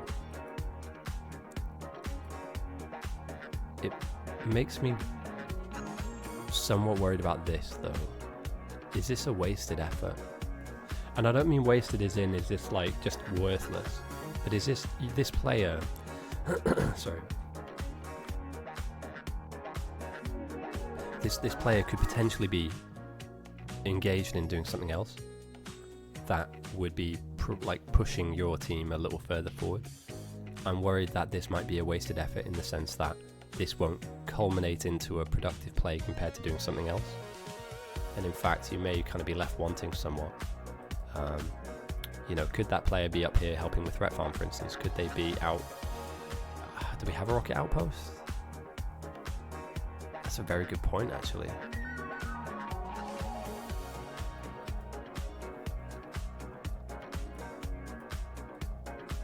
Do we have anybody working on endgame? Do you know what? The thought has only just hit me here. Where are the South going to be building any level of rocketry? Or are we just looking at a purple-yellow timing push? It doesn't seem to me as though they're gearing into any kind of level of late game, whereas like Runeboggler, for instance, they can, if they want to, flip the switch and just convert and just build purple-yellow. But traditionally speaking, Boggler, Fordeca, these guys all build rockets. I don't have a huge amount of experience on the new game mode, have a nice day. 38% effectiveness would align itself to like a yellow-white push.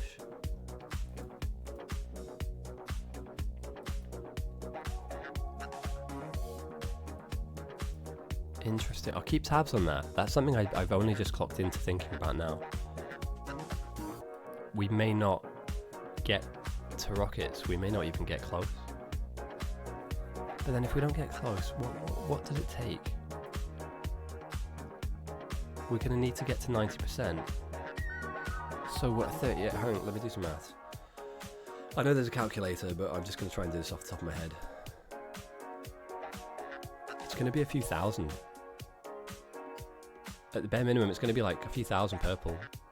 1.5 yellow, maybe 2. Or a rocket. Well, I guess first game of the tournament, we'll have to see. That being said, give me a second.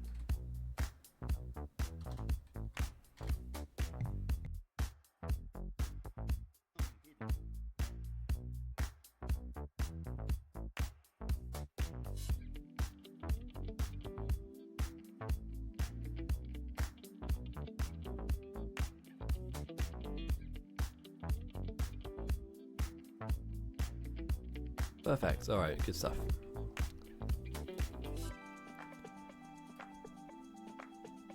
So Q-Krat's got the really large amount of steel production here.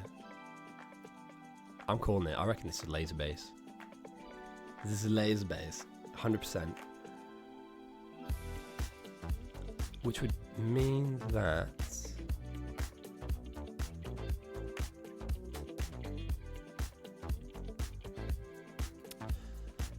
Kev, nice to have you with us. Welcome. The teams can affect each other in many ways, and you're completely right. You don't send creeps. The creeps already exist on the map themselves. They have their own zone. So if you're on the north team, all of the creeps are in this kind of red area, and they have their own spawner buildings. They have their own worms to protect themselves. And at the beginning of the game, the bugs are small. So you can see here they've got brown shells, and they're very, very tiny. And they're very easy to kill. As you can see, we have some guys already up here killing the bugs. Later on in the game, the enemy team can influence the bugs by sending signs that will evolve them to become bigger and stronger. So at the moment, one player with a gun, with some armor, they can shoot the bugs down and kill them. Although, as we can see here, even with some armor, a player might die as well. But at the moment, the reason why these guys are fighting the bugs is because if you drive their number into a negative number, which both teams are doing, the bugs will not fight you down into your structures. So if I just pull out my magical MS Paint tool, so bear with me a second, mate, and welcome in, mate. All questions are welcome, by the way. Give me a sec, lads, I'm just going to draw something out. So the bugs over the course of the game are going to come down the map, and they are going to fight your structures, and they're going to fight your buildings, and eventually they're going to get to the middle of the map and kill off your objective. Appreciate the follow, mate. Thank you very much. My alerts have been disabled for the tournament, although I will find a way of getting them on where there's no loud noises and stuff. But I appreciate you, mate. Thank you. So yeah, the bugs they will fight you down the map and eventually try and kill everything they see. And later in the game, they'll be so big, there'll be so many of them, and they'll be so strong that nothing will stop them. You know, this game goes to a point where they become unkillable. They are just too big, too strong, too fast, and they kill everything, and it's really fun to watch. The way that you stop them from fighting you is that the players, at the beginning of the game when the enemies are weak, they will run into the bug areas and force the bugs back, killing them off and forcing their line where they start their attack to be further and further back, so that it takes them longer to run into our player-based area, giving us a little bit more time to defend when we see them. So instead of them running from here, they then have to run from back here. That's a really simple way of looking at it, but yes, you can affect the bugs by killing your bugs. So if they're on your side, you can kill them, and if they're on the enemy side, you can make them stronger. But there comes a bit of a twist. There's a twist to it. The way that you make the bug strong is that you'd send science jugs. There's a little window if you play the game, if you're in the game, where you can take a certain number of these jugs and throw them at the enemy bugs, making them stronger. Each jug has a value attached to it, so advanced science will make them really strong. Basic science won't make them very strong a lot, but if you throw hundreds of basic science, it will do something. It will bump up the numbers. But the idea is you want to be sending really strong science to make the bugs really strong. So you need to kind of build a base, research into the tech tree, and get to a point where you have access to blue science. I mean, here we go, blue science, for instance. This is the 4th level, and at the moment the South have a lot of it. So they're researching. Rather than throwing it and making the enemy's day difficult, they're beginning to research with it, so that they have access to the deeper techs, basically, the deeper technologies. Give me a second, guys. I will go to Roomboggler's base. I just want to show off the difference. We have military science now coming in for the north, and in the south we have blue. So already we see a difference in creation, and that is a great shout. Firstly, let me get to Roomboggler's base, because I did say I would have a look, and then we will take a look on south for that production. This is the base of Roomboggler.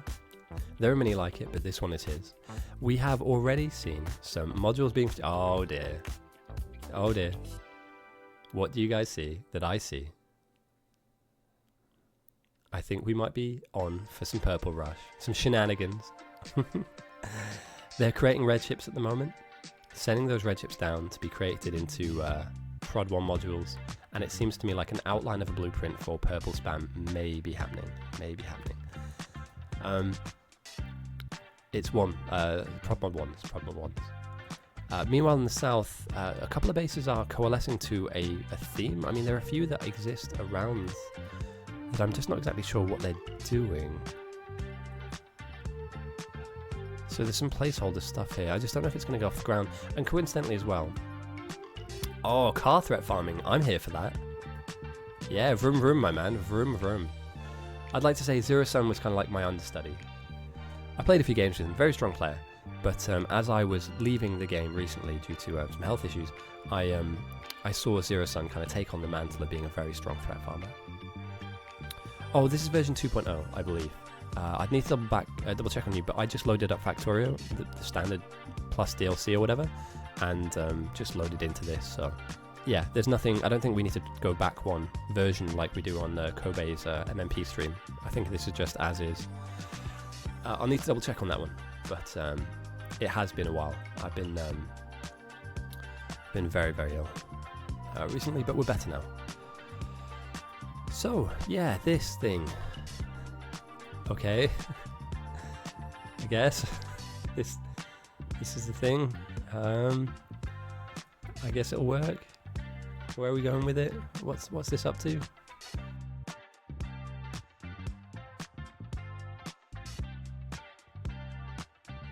It just seems like there's lots of half efforts. They might all come together. You know, we do have some red chips being built here. This will probably turn itself into blue. I mean,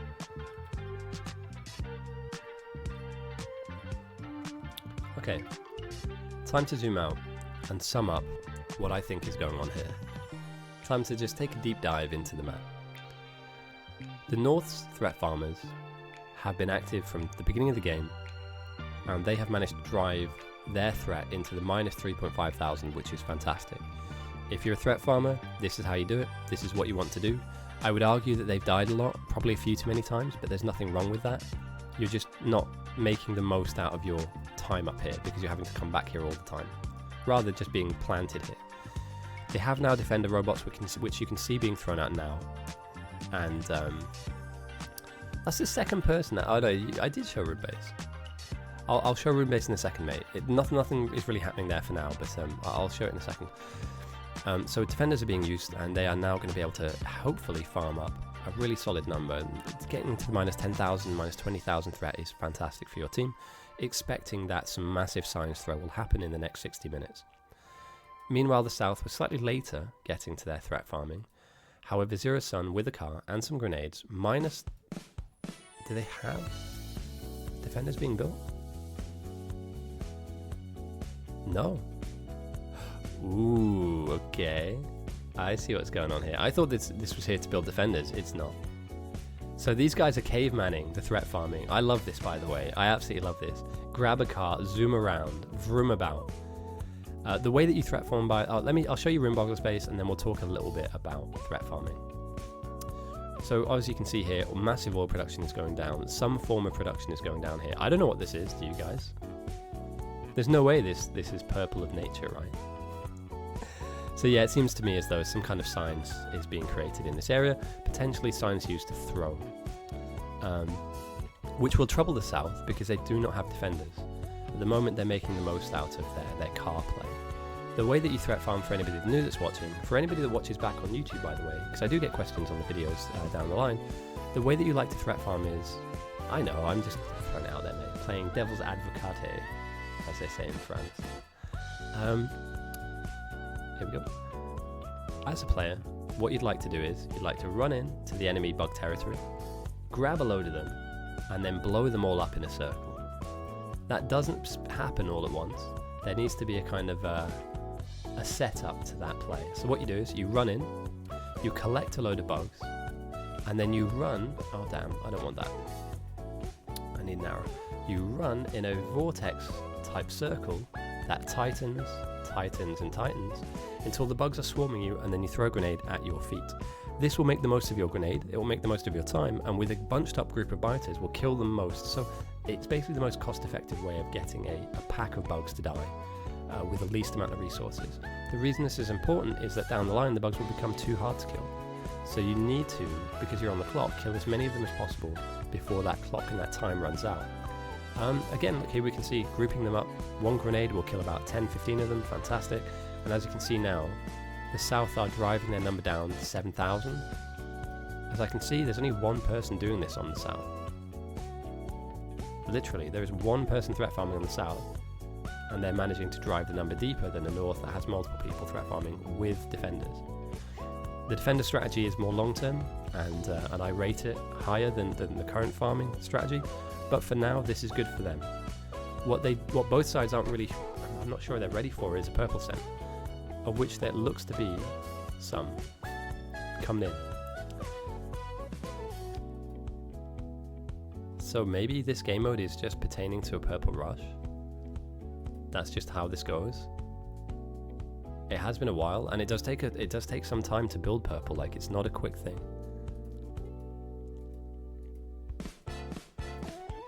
We need to hold purple, okay? Expansion going on for the North too, so they're not happy with just sending it in at purple. All 4 sciences and some of the labs for the North. In the South, 3 of the sciences. Is military coming in at all? They've turned blue off, which is understandable. Oh damn. Let me consult my statistics sheet. So let's read through this real quick, because there's a lot of numbers here, a lot of stuff being said, but let's just talk about what we're looking at here. The North were second to the punch on green science. They were second to the first to the punch on green. Sorry, second on red, first on green, first on military science, second on blue. They've yet to consume blue science. And the same goes for the... coincidentally, yeah, the South were kind of first on red, second on green, haven't consumed any mill, straight into blue. Let's take a look at the technology, let's take a quick look at research. The South have their purple locked in, as we can see it's here now being built, and it is being chested. Advanced Material Processing 2 is being researched at the moment for the North, with the eyes of getting Rocketry, Military 3, Follow Robot Count coming in. The South are looking at speed modules, mining prod 1s, batteries, lubricants, low density structures. I mean,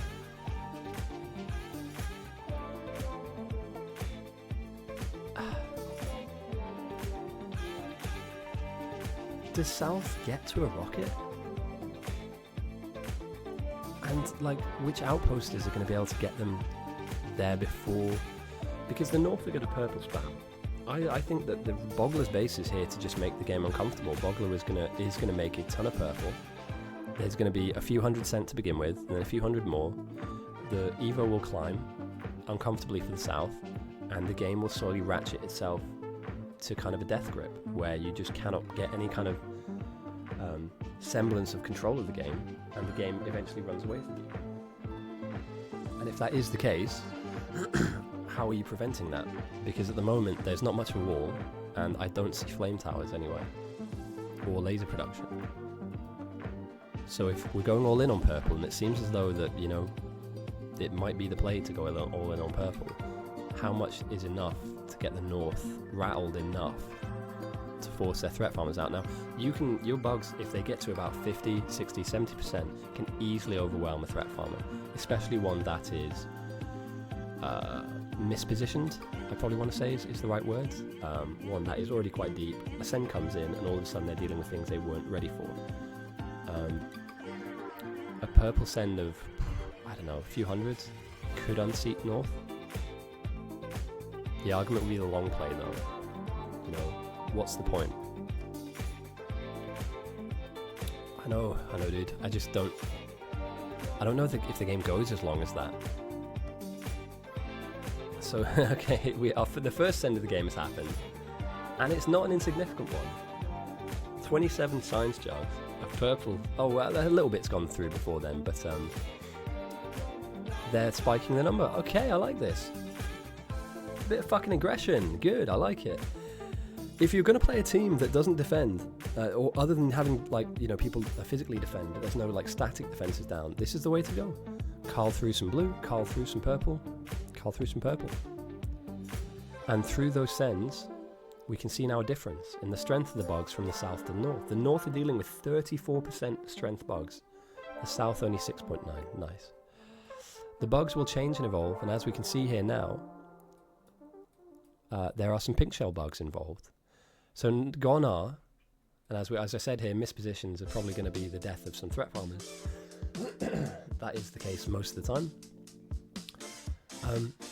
The bugs have gone from having brown shells. Damn, I need some water. Holy shit. Give me a second.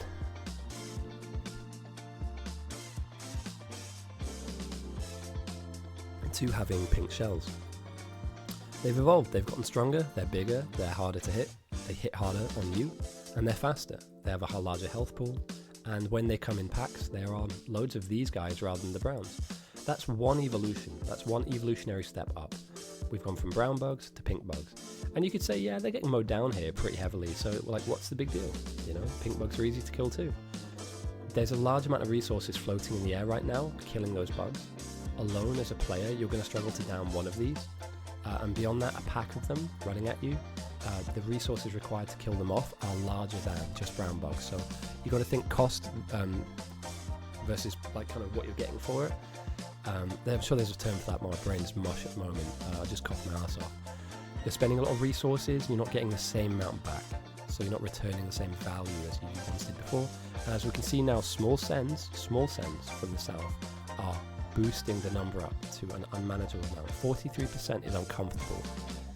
53%, 63%, 73%. Yeah, we're starting to see these packs die slower. They're getting them more ground on threat farmers. And just overall, they're now more mixed in purple to than brown. So yeah, these defenders are good. The upgrades are fine. But eventually, this will run its road. And these guys will not be able to fight the bugs anymore. So that number will stagnate at a certain point and start to become positive. And this is the meta game within the game. At what point do you stop this and move on to a different strategy? Or do you go all in with this and just continue on until literally you cannot anymore? I know the answer to that, but I'll leave it to you to decide what you would do in this position here. 43 again, it's manageable, of course.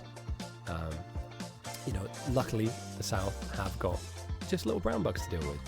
I know which team I'd rather be on right now.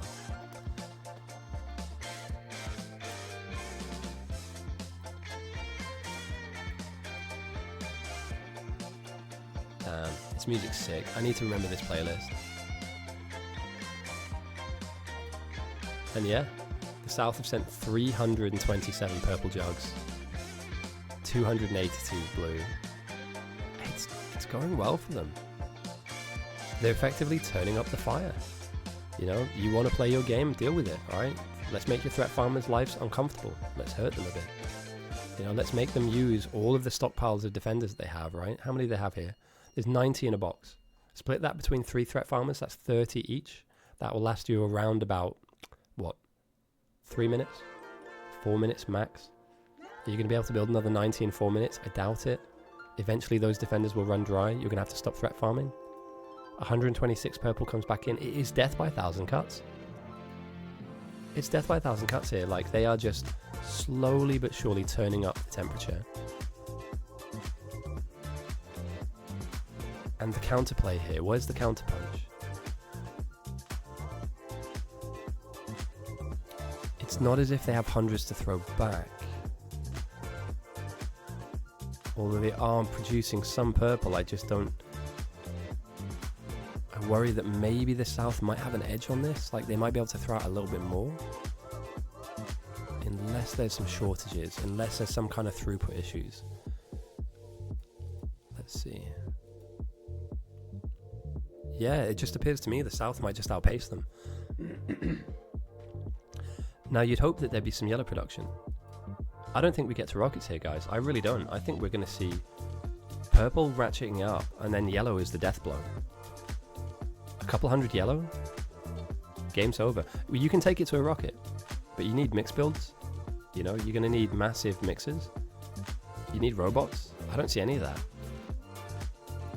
I don't think we're far away from a game, from this kind of like drastically turning on its head and one team just being in ascendancy.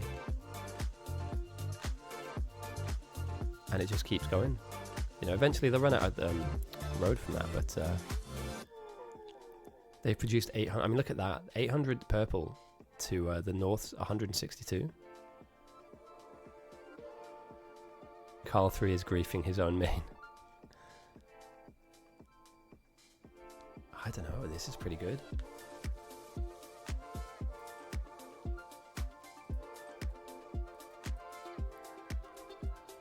Either way, for a first game of a tournament, this has been very strong.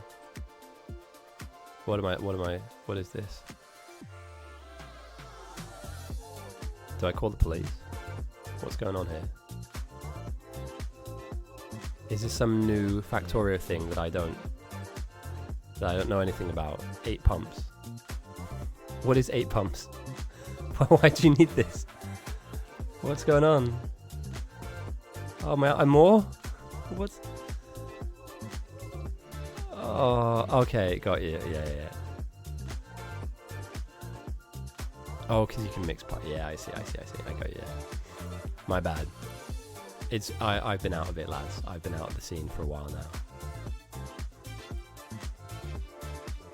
And then you can just select and determine which. Okay, I mean a decent upgrade, to be fair. This looks like a monstrosity. This arguably looked about as weird as this did to me. And by the way, and I just want to point this out here, like, you could have built 4 or 5 power blocks like this in the time that it's taken you to build this, and this still isn't being well fed. And to your point, Abascotti, I will give you the mutagen log right now. It's all been this Team South sending almost 1,000 in small parts, 100 here, 40 there, 50 here. We have blue shells. Yeah, the North are dealing with 60% bugs. And 10 minutes ago, guys, we were talking about the bugs having evolved from brown shells to pink. They've gone up one more step, and now they've gone to big biters with blue shells. And as I spoke about before, you know, these defenders are great. And when you have a whole load of them out flying around at you is amazing, but each defender is going to take longer to kill each bug. Each bug will get closer to you and do some more damage. Eventually, you're going to run out of defenders. As you can see here, there's only 7 in a box. So yeah, the bugs are going to become unmanageable. And at minus 11,000, minus 12,000, eventually they're going to be unkillable. The North have suffered a lot more deaths than the South. And the South are enjoying like 7%. You know, look at these brown bugs. These guys, easy. I'll drive around in my little car, throw a grenade, boom, there you go. There's another 20 dead. There's another 20 dead. They're not that quick. It's like playing zombies, you know, you just kite them around. Whereas this, it's horrible. These defenders are not doing what they... And, you know, do you pump upgrades into the defenders now, or do you just call time on the strat? You know, do you call for the Tech 3 to be kind of plundered for your rocketry, explosive, rocketry and military 3? Meanwhile, the South are going for, well, aiming for LDS blue and loot.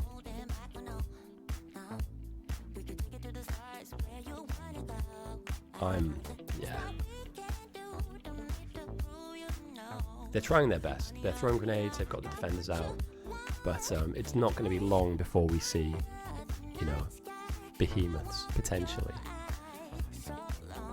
What was there was one outpost I wanted to check in on.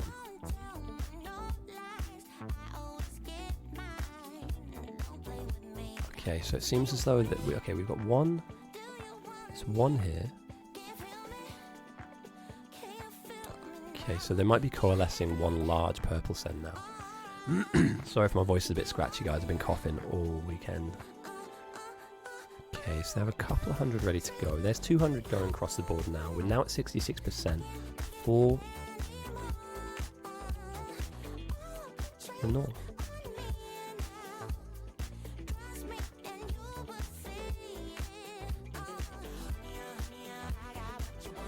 And how fast are they building these defenders? relatively quickly, I guess. You know, like being on foot now is certainly dangerous as a threat farmer. Let's check in on some of the other builds. So we've got Bogler, they are chesting up a decent amount of science. I mean, we're looking at 400 purple, that's pretty good. That being said though, that the south will outproduce you in terms of like when you send that 300, they'll have another 300 on hand, another 120 goes to north again, 68.6%, we're 0.4% off a really nice evolutionary number. The south are just, yeah, they're not throwing haymakers, jabs. Vicious, fast and accurate jabs.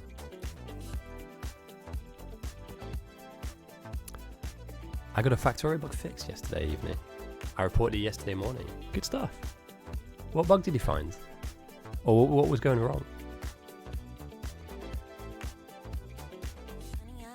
I don't think I'm ever going to enjoy looking at something like this. Yeah, good shout, good shout.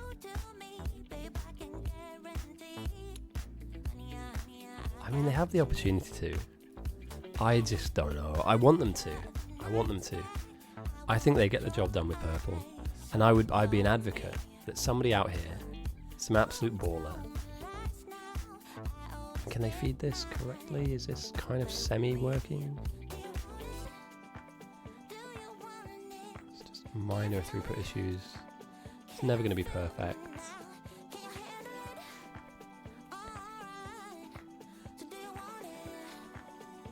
There we go, so another power block going down. We did reach it. Oh wow. I just don't think they get there.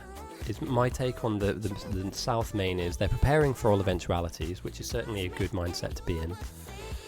You know, fail to prepare, prepare to fail, etc. But I just don't see them making it there.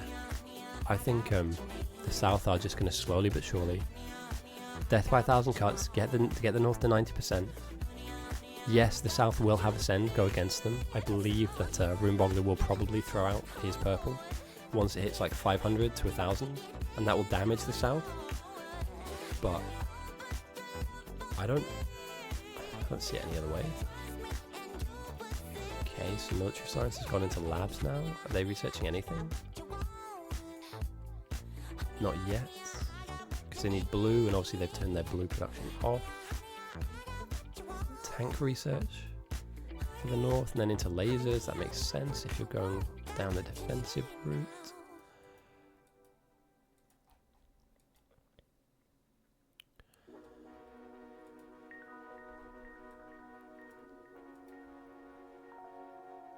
Yeah.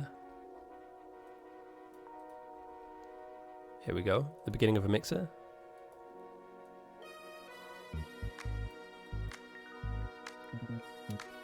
Just at what point does the Bogler throw?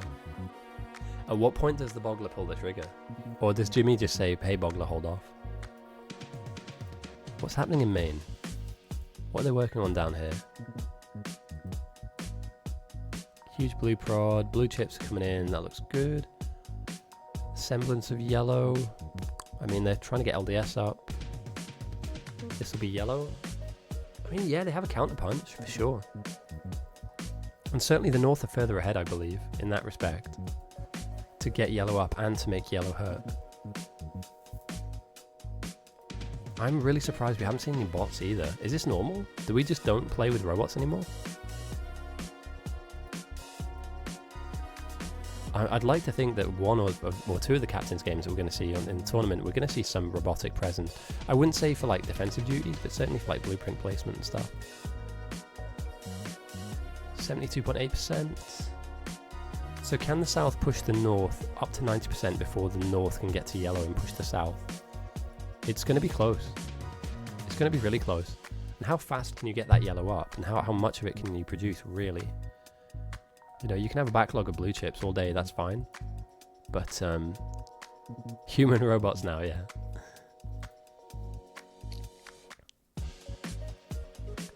Just trying to see if there's anybody else going yellow. At the moment, it doesn't seem like it. This could catch the south out, though. Purple eventually is going to run out of road. anybody. Is this happening anywhere else? To be fair to them, they are able to send a few hundred purple every couple of minutes. This is still not being fed. This is wild. Like, this has been almost, an hour, and this is not... For this many Steam engines, it's not worth it. This does not seem like a good investment of my time if I'm a player. Like, it looks cool, don't get me wrong. 10 out of 10 for style points, but I don't know. I'm not sure what I'm looking at here in terms of how useful this is compared to how much energy and time you put into it. Q crack goes down. Threat farming is becoming harder now. Around about the 75% mark. I mean, look, you can see how large the waves are. The grenades are doing nothing. Defenders are doing nothing. You need to run them into these poison capsules, which is this blue acid on the ground, and even then, they're just walking straight through it. This is what I talk about at the beginning of the game when I say the bugs become unmanageable. There's going to come a point now, or very soon, that you cannot exist in the same space as them. They will charge you down, they will kill you off with one hit, and there needs to be some separation between you and them. Now, a negative number is fine, however, they're not farming as fast as they once were. So in that sense, like, this negative minus 7,000 number might jump up a little bit. I'm nervous for the North. They're not far away from getting shoved out of this game, however yellow looks to be on the cards. I mean, they need the LDS, don't they? And the copper needs to be, they need a ton of copper.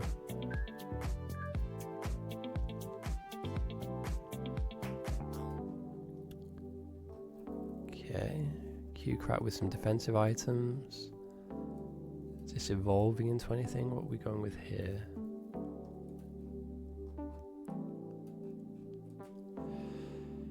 Okay, we're doubling down on defenders. Risky play at this point in the game. North had some really bad players. Oh wow, I didn't notice. It took them long enough to pick teams. I mean, that could have been its own stream in its own right. I might need to do 2 different streams when I do this. Like the draft, which is like 4 hours long, and then the game, which will be like 1 or 2 hours. 300 purple goes across at 78%. We are 12% away from the North having basically a GG type situation on their hands. Behemoth bugs are far too big, far too aggressive, and there will be far too many of them.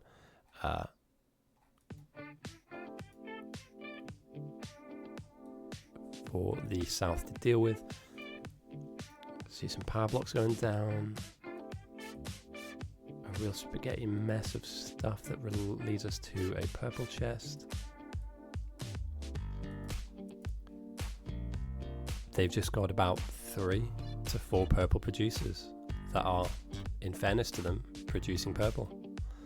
If that isn't a tongue twister, I don't know what is. 2,849%. That's a lot.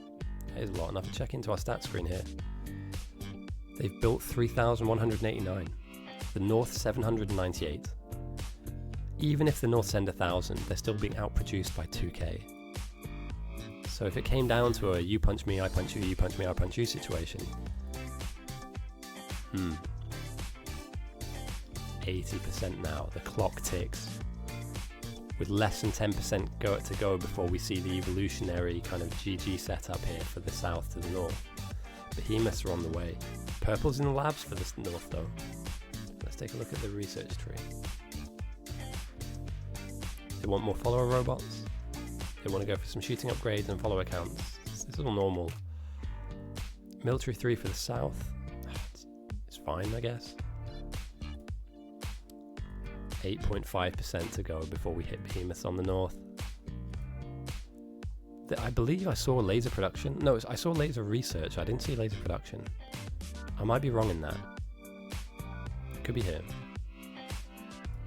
But it's taking its time to get up. Now, I say that though, we are only 1 hour into the game. And for us to be at this position, obviously both teams are very strong, but normally games are a lot more like strung out than this. So that's one thing I would say as a casual viewer watching this back. This game has gone very quick because the players on both teams are very strong. I think that's something to keep in mind. This is not your average, standard run-of-the-mill Bite Battles game. This is, as fast as it can be, as nasty as it can be, and as aggressive as it can be so that they get the win. Jimmy doesn't look panicked here at all. Farm. capsules. The threat is about to go positive, guys. I think the South might have got this going on. Everyone to threat farm except main players. You don't have the defenders for it. These packs are no longer going down as fast as they once were. And as you can see, the number ticks up, the bugs close in, the net starts to tighten, and yeah, I think this could be a very, very smart play from the South,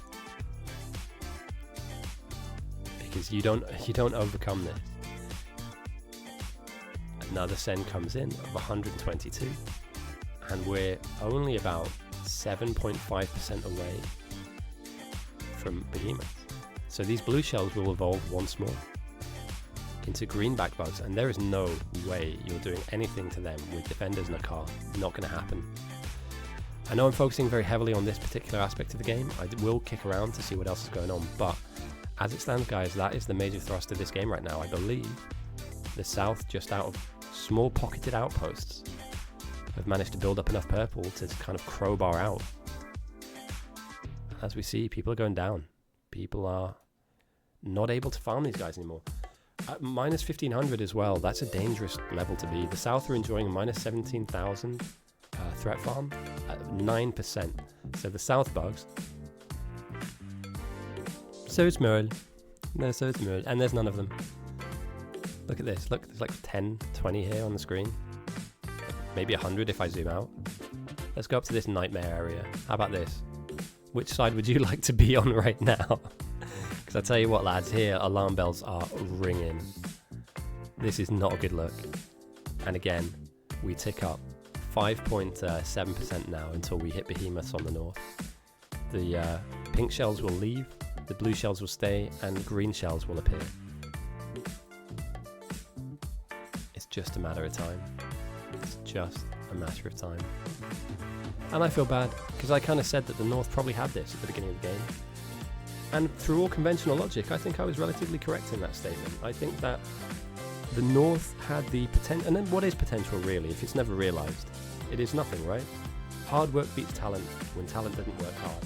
But Runeboggler getting his stack early, or most of his stack early, was to me indicative of them having a relatively strong chance at winning. Purple is now being pulled up. So some of their purple is being pulled up, okay. No throw has happened yet though.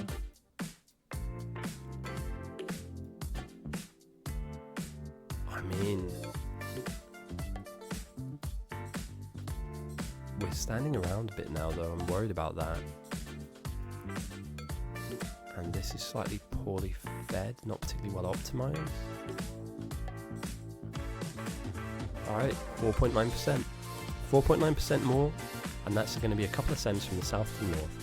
And we are going to see 90% on the board. The reason why 90% is important, as many of you will have heard me say, the bugs become the biggest they will be. Now, they can obviously evolve way beyond 90%, but this is just the beginning of the end for most players, as it is the signifier. It signifies that it's just time to leave. This is their space now. And as you see, as the waves come close to any level of building or structure, they will devastate it. The bugs will lock in to players, but if they reach this production line, that is the end of defenders up here for the north, right? There's no other part of the map that's producing them other than here. So if a wave of bugs comes anywhere near this and destroys this production, the defensive over. The defense is completely over. Look, they're taking out cars, they're ripping up belts, killing off players.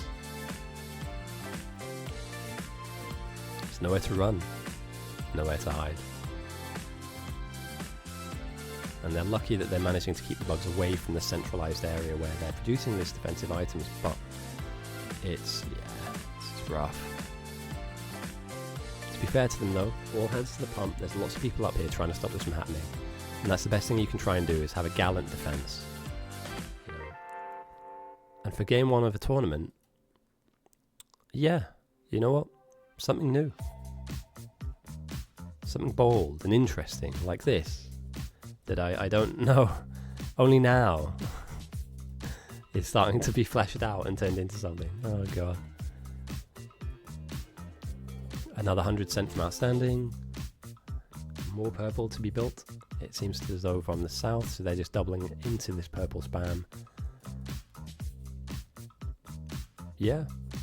A very one-dimensional playstyle, if in my opinion. It has worked for them.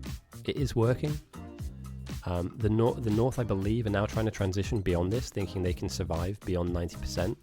That, in its own right, is questionable.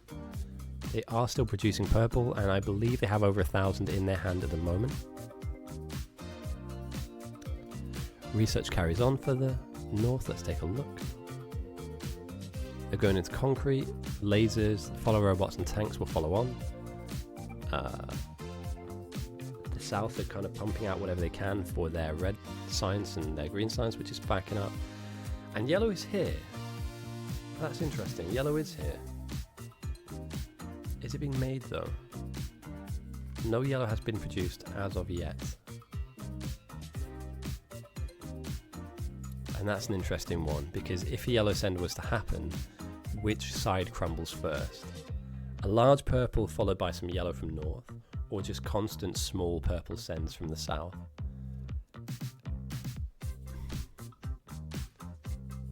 I mean, we're in for a hell of an ending. We're in for a hell of an ending, to be fair. I'm going to mix the music up a little bit. Let's get something else on for now.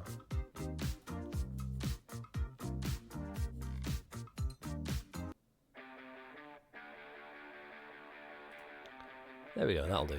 Slight change of pace.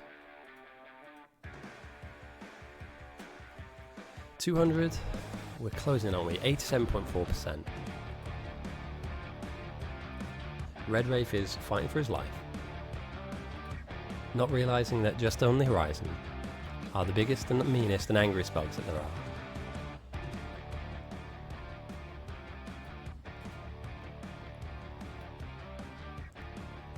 And these guys on the south have, I mean, they've been threat farming too, but just had a much easier time of it. Much easier time.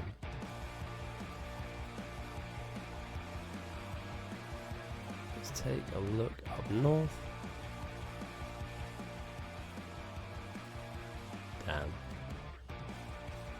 Let's get something slightly less fucking thrash metal in than that. I'm all for like, yeah. That'll do. So, North did not build any walls. They don't believe in them. Walls are not real. The only walls are the ones we put around ourselves, right? The only real walls. Here they don't have any. They don't have any defensive either, right? There's no lasers, there's no walls, there's no flame turrets. So when the North eventually crumble through their threat farming, and again, look, the bugs are becoming basically unmanageable at this point. It's dropping, but they're so close. They're so close to that threshold. In a few minutes' time, I believe that we're going to have a send from everyone, from the south to the north. And that to me will be a few hundred. Well, there it is. We're 0.3% away. 0.3 from that final upgrade, that final evolution. And then from there, they're just going to get stronger and stronger. So 90, we've hit it. At 1 hour and 17 minutes, we will start to see pop up onto the map big green bug. The reason we don't like these big green bugs is multitude of reasons. Is they end games. On their own, they are formidable. We can also see bosses spawn, so some of these bugs will turn into bosses with health bars. And they will also have a revive chance, if I can get the words out of my mouth. At the moment there aren't many of them, because what needs to happen is that the threat farmers kill off the existing bugs in order for those behemoths to spawn. However, in the next couple of minutes, as the game prolongs and progresses, we will see more and more behemoths appear, and they are not easy to hurt, and they're not easy to kill. And defenders will do nothing to them. They will basically tickle them with bullets. This is going to be very hard for the North to handle from this point on. Not impossible, very, very difficult. So, yeah, we've seen one behemoth so far. Down the line, we're going to see packs and packs and packs of them. But to begin with, we have one on the board. And they're at minus 9.4k threat. We'll see if they can dive any deeper into that threat number, or if this is it. And they just now have a buffer to deal with. So here we go. 2 behemoths on the board. 3 behemoths on the board. And as you see, they take some damage. They're still, in terms of behemoths, they're still weak. However, they are here. And poison capsules are pretty much the only way you get rid of these guys en masse. You know, a big old poison capsule sat down in an area should melt them down over time. But as you can see, they are quick. And if you don't slow them down, they will run up to you. They are faster than you at this point, and they will catch you and kill you. So, yeah. Fun. Let's see what the North are doing. Power low. Power is low. Why is that? Are we... Okay, they're trying to build... They have 1 power block? Hang on, no, come on. They have 2 power blocks. There we go. Yeah. We have another power, but that's not being fed. This... Yeah, grenades at this point, just not worth it. In fact, many of the defensive tools you have previously are just not worth it. This is a problem for them. This is a large power block that should be turned on. A classic rune mistake again. Oh no. They are starting to build mixed builds, however I think this is probably about half an hour too late. I don't think anything here will switch itself on and become as effective and game winning as it might have been if this had been built earlier, or if the South hadn't been so fast in getting their purple rush up. Okay, more people going down. And the South are now saying just threat farm. Head down south, grab yourself a gun. I know, it's such a horrible place to be, isn't it? Like, the only way you really can stave this off is you can go and grab a load of like coal from somewhere. You know, you end up with bins like this, you know, a couple of 100 coal in here. Go down and like pump start your boilers, feed a load of coal in, hope that works, hope that stabilizes. The South are calling for more players to threat farm. That's a good call. This 20,000 number won't last very long, and the North do have signs they can send. If that can now transcend into 25,000, 30,000 in the next 10 to 20 minutes, that is perfect for you. That is a buffer that you need, because as I remember seeing correctly, yellow is here. Yellow exists. I don't know if Jimmy's going for a rocket here. They haven't sent anything yet, but yellow is on the board. Yellow is circulating around. I just don't know if they're aiming to send or if they'll then feed that into labs. I don't see a rocket happening in this game. The North are on a knife edge at the moment. They've lost half of their threat. They're now at 5.3k. They were at 9.6 a few minutes ago. If they crumble and this number becomes positive, as I mentioned at the beginning of the game, get lads, and I wasn't lying. I'm really sorry. I'll sort my throat out for next week, because my throat is killing me. The bugs are going to come down and rain hell onto your base. Normally you'd have defenses. In this game there are none. So they are going to walk through everything that you've built. Your entire build will get taken out and detonated by them. And it happens fast. It happens fast, yeah. Mate, I was so ill a couple months ago. I'm glad I'm not that level anymore, but the feed's still south to north. Jimmy's shouting for farm, but nah, dude, like, you need to come up here and see this for yourself. There's no way you don't farm this. Like, it's fine being frustrated, but like, everything you have is not geared into killing this. This build, this meta that Red Wraith is rocking, at best will kill bigs. At best will farm blue bugs, you know, and even then it's not massively efficient. So there is no farm, there is no more farm. You'll still down some of these, but the thing is now, once you kill these bugs, they don't come back. Everything spawning now is behemoth or big. So any of these pink shelled bugs will eventually go, here we go, and you'll start seeing majoritively blue and green waves, with down the line more spawning green over blue. So eventually these packs will only be green, and they will only hunt you You will not have enough resources to survive. So you are on the clock. And yeah, I'm going to check back in on some of the wider outposts. So, oh my god, what is this? I thought we were done with this. Can somebody tell me how much this is outputting? How is this efficient? I don't... Yeah, let's... For the car itself. It's half efficient. Like, am I wrong? Am I going crazy? Am I having a stroke? This just doesn't look like it's worth the time. I'm sure someone will tell me in the comments or you know, down the line if this... But it just doesn't seem efficient enough. It's taken over an hour to get this up. And you could have built like 10 of these, at least. But it looks cool. It looks cool. So yeah, we plow on with purple. A little bit more purple. Actually, that's a decent amount, to be fair.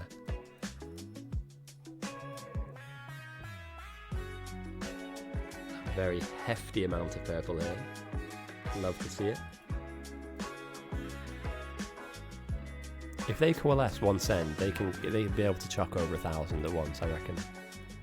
From the south to the north. Meanwhile, in the north, the yellow has been scooped into a box. Oh, there's not a lot. How much have they built in total? 168 yellow? I just don't know. I don't know. Runebogler, though, finally sent. The south are now dealing with... let me get rid of this. 65% bugs, which is good. Eventually, a counterpunches come in. Their Evo is at minus 12k. Meanwhile, the North's Evo is minus 2. And you're going to start running out of road to bring the bugs in. Jimmy sends some yellow. The Evo pushes. Not by much, though. We're at 66% on the south. That's not enough. It's not enough to cause problems. And you can't shout TF, man. This is way too late to shout threat farm. You know, they've already kicked your door in. They're here. And now they're aggressive. It's time to just defend for everything that you have. The last hour of you playing, 2 hours of you playing, culminate in this. Did what you build survive and last you long enough into the game to get you the win? If the answer is no, look back at the game and see why. The South were very smart in this. They must have figured this out. This game mode is a purple spam type game mode. But at the moment, we are about to see the North crumble.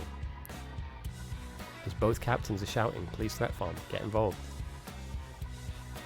And again, these guys are now dealing with bigs, mediums and smalls, no behemoths. There's a big difference there, no behemoths. So these are manageable. It's tight, people will die, but they can continue to threat farm and drop their number. Meanwhile, the North now are dealing with 3,000 positive. And I'm going to try and catch to see where these guys bump into, but as you can see now, on foot, slowed down, with defenders hitting them, these behemoths are taking an age to kill one. Just one. So we're going to see them aggress. Here we go, the first pack of aggressive biters finally find their way down the map, and they're looking for some fun. More waves can also hit onto this outpost too, as well as into main base here. Yeah, I would 100% do. You could have easily found a corridor of sorts and tried to funnel them in with stacked poison and slow capsules. That could be one way of going about solving this problem. What I would say is that when the behemoths do come in, eventually when they do touch ground and touch your base, it won't be there for very long. And what we have to remember as well is there are areas of the map like this, right? Where they could be forming up and coming and you can't even see it. So they could be here very fast with no real prior warning at all that they're coming. It's such a vulnerable spot to be in. It's such a vulnerable spot to be. And although the South are dealing with 70% bugs, their buffer that they created for themselves is really paying off at the moment. You know, that buffer is huge for them. They're managing to keep it safe for now. And they're still 20% away from getting behemoths themselves. So the North could potentially survive this. I just get the feeling there is a pack somewhere of bugs, somewhere in this mist here, that is coming in. And we don't know about it yet. Also, what we have to remember too, if I get out my MS Paint drawing tools, is that the bugs come from multiple different angles. Yes, they will come from the top down, but they can also migrate around the map as well. So we have seen, for instance, patterns where the bugs will come really far out and then just sweep in to the left, or kind of migrate around lakes and then just smash into power columns. So it's not as clear cut as to say, right, they're going to come straight down, so let's just defend there. They will potentially come here, down here, through here, and end up in areas like this, and like down here where you have power, for instance. So yeah, dude, this is...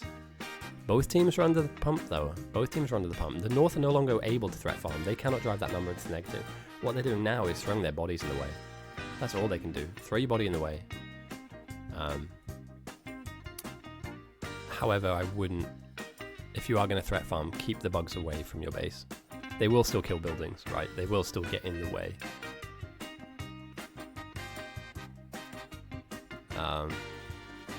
71% for the South, 99.2% for the North.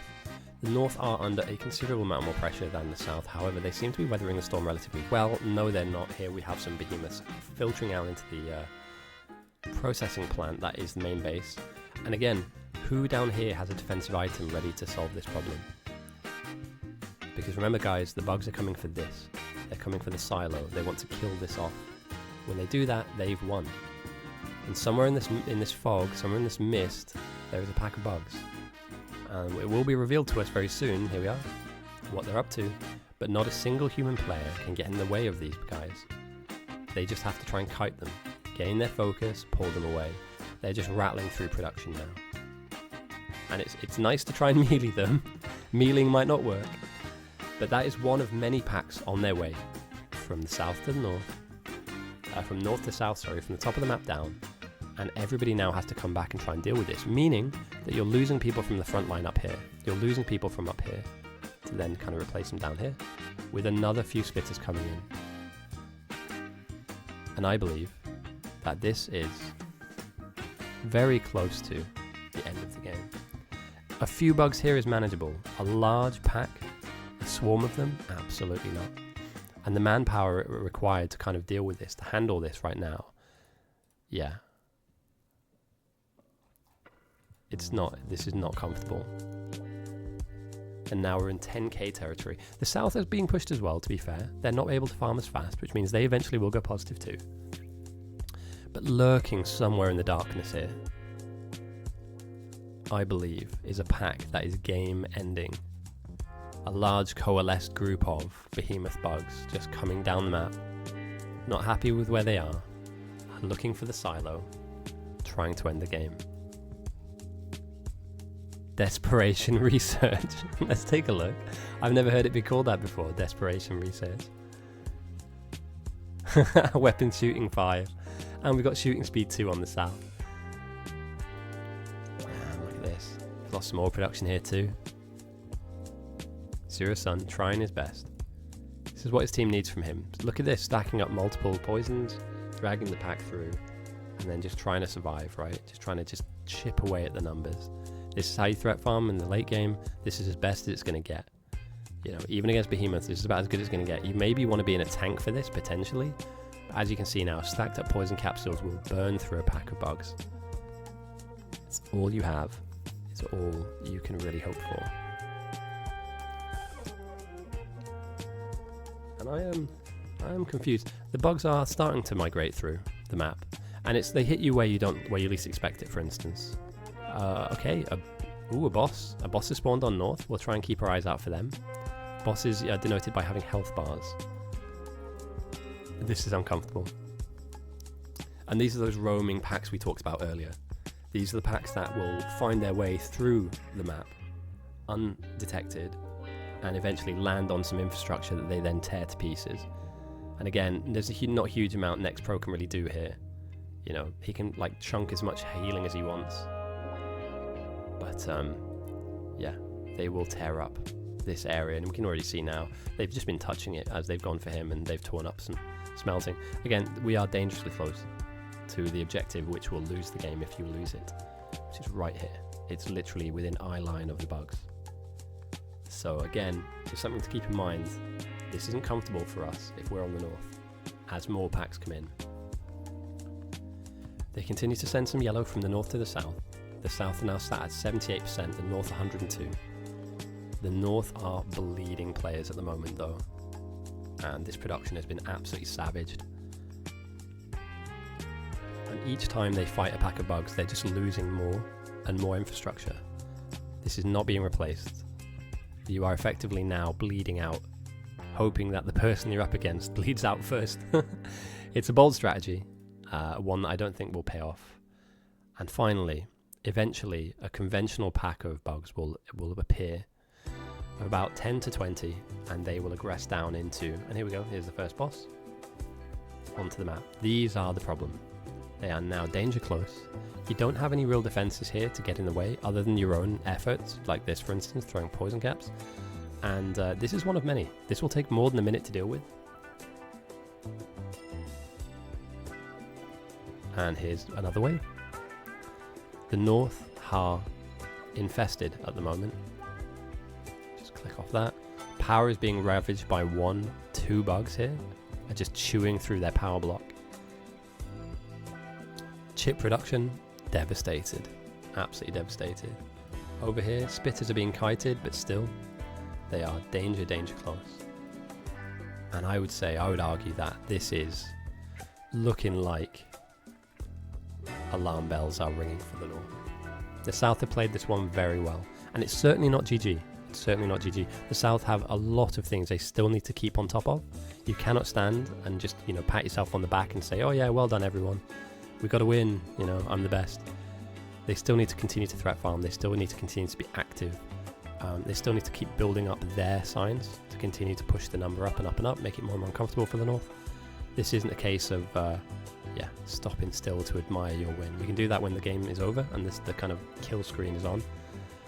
Another wave comes in for the north with a wave behind it. Here we go, the pressure is on. And multiple bosses coming in too. This is going to become overwhelming for them. I mean, this is already relatively overwhelming for them now. So the additional pressure of more. And here we go, that's kind of tragic. As laser production goes down, and potentially could have been switched on, the bugs are just denying it. Flat out denying it, slapping it down. You don't get lasers today, boys. You could have had them an hour ago. But no. Power is being chewed into again. We're already on yellow power around here, it's bouncing. Our defensive outpost will eventually end up getting smashed. Defenders are no longer relevant and useful. All we can really do now is just sit, wait, and appreciate a very good game from Outstanding, the captain of the South. A good game from Jimmy50 from the North, by the way. This isn't a one person played terribly and the other person just got a win. I think that they kind of slightly outplayed the North. Genuine. I think the South outplayed the North a little bit. I mean, the South are a little while away from getting behemoths of their own, but considering the silo is right here and the bugs are right there, I mean, for all of you South predictors at the beginning of the game, you may be winning some pot noodles. Look at this guy, he's not getting killed. This one behemoth boss is going to be here till the game is over. There's nothing you can do about this guy. You just leave him alone. He's there, he's having some fun. And this is game. This is absolutely GG. South are relatively well positioned to take this. They still have people threat farming, which is good to see. Their number is 8,000. That's a bit nervy for me at this time of the game, but at the end of the game, it's fine as long as you win. -1 is better than 1. Positive threat. More waves are coming in and being intercepted, but still there'll be 1 or 2 waves in this shadow area over here that are coming in. Power got chewed through a little bit over here. There's a boss over here just doing what he wants. It's just standing still, because why not?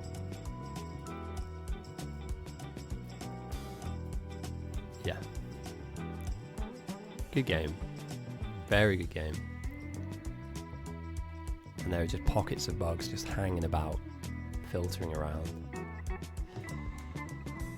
Oh. I'm going to call it here now. And many people may disagree. I like a Bombay bad boy. However, somebody sent me a link to a currywurst flavoured pot noodle. And if I can find them, I will eat them and tell you my verdict.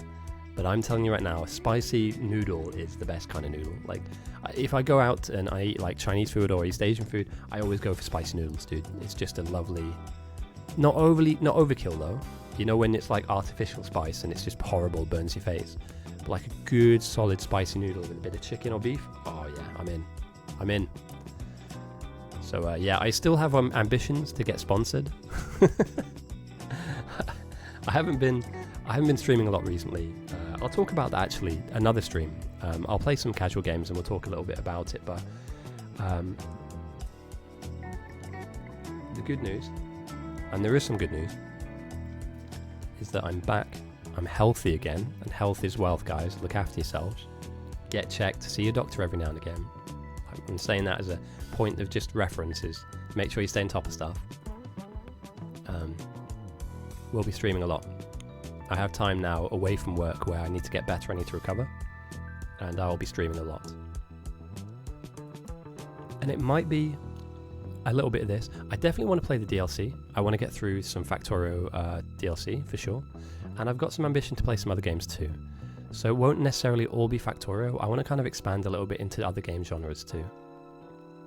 Ones that I'm good at. So obviously, you know, watching me be terrible at this is one thing, but certainly there will be some kind of other stuff down the pipeline that you'll enjoy, hopefully.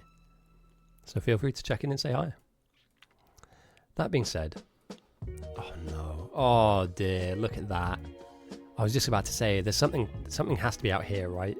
Well, that something is there, and this is no longer in existence. 84.9%, 5% away from the south to get their own behemoths. The north have a barrier above them of behemoth biters and large biters flooding in, bosses galore. They're doing well to kite them away, but large parts of the base has been switched off. Some lasers have gone down, they have some upgrades, but it's not enough, I don't think. Do they have the power to even turn on? These aren't connected. They just haven't got power. That's kind of the way that it goes a lot of the time, right? You get lasers just in time and then you can't fuel them, you can't fund them. Power is just absolutely in the toilet right now. And they built a wall around their silo, which is a last minute attempt to try and stave off the inevitable, which is now on this final screen of the game. We can see the rocket silo in view of some behemoth biters that are walking their way in. And it won't be these biters that win the game or lose the game for the north by killing off the silo, but just above us or just to the side, a wave that exists will. And they're coming. So it might not be these guys, but somewhere in the ether, somewhere out there, is the final melee damage, the final range damage that goes onto the silo that causes GG.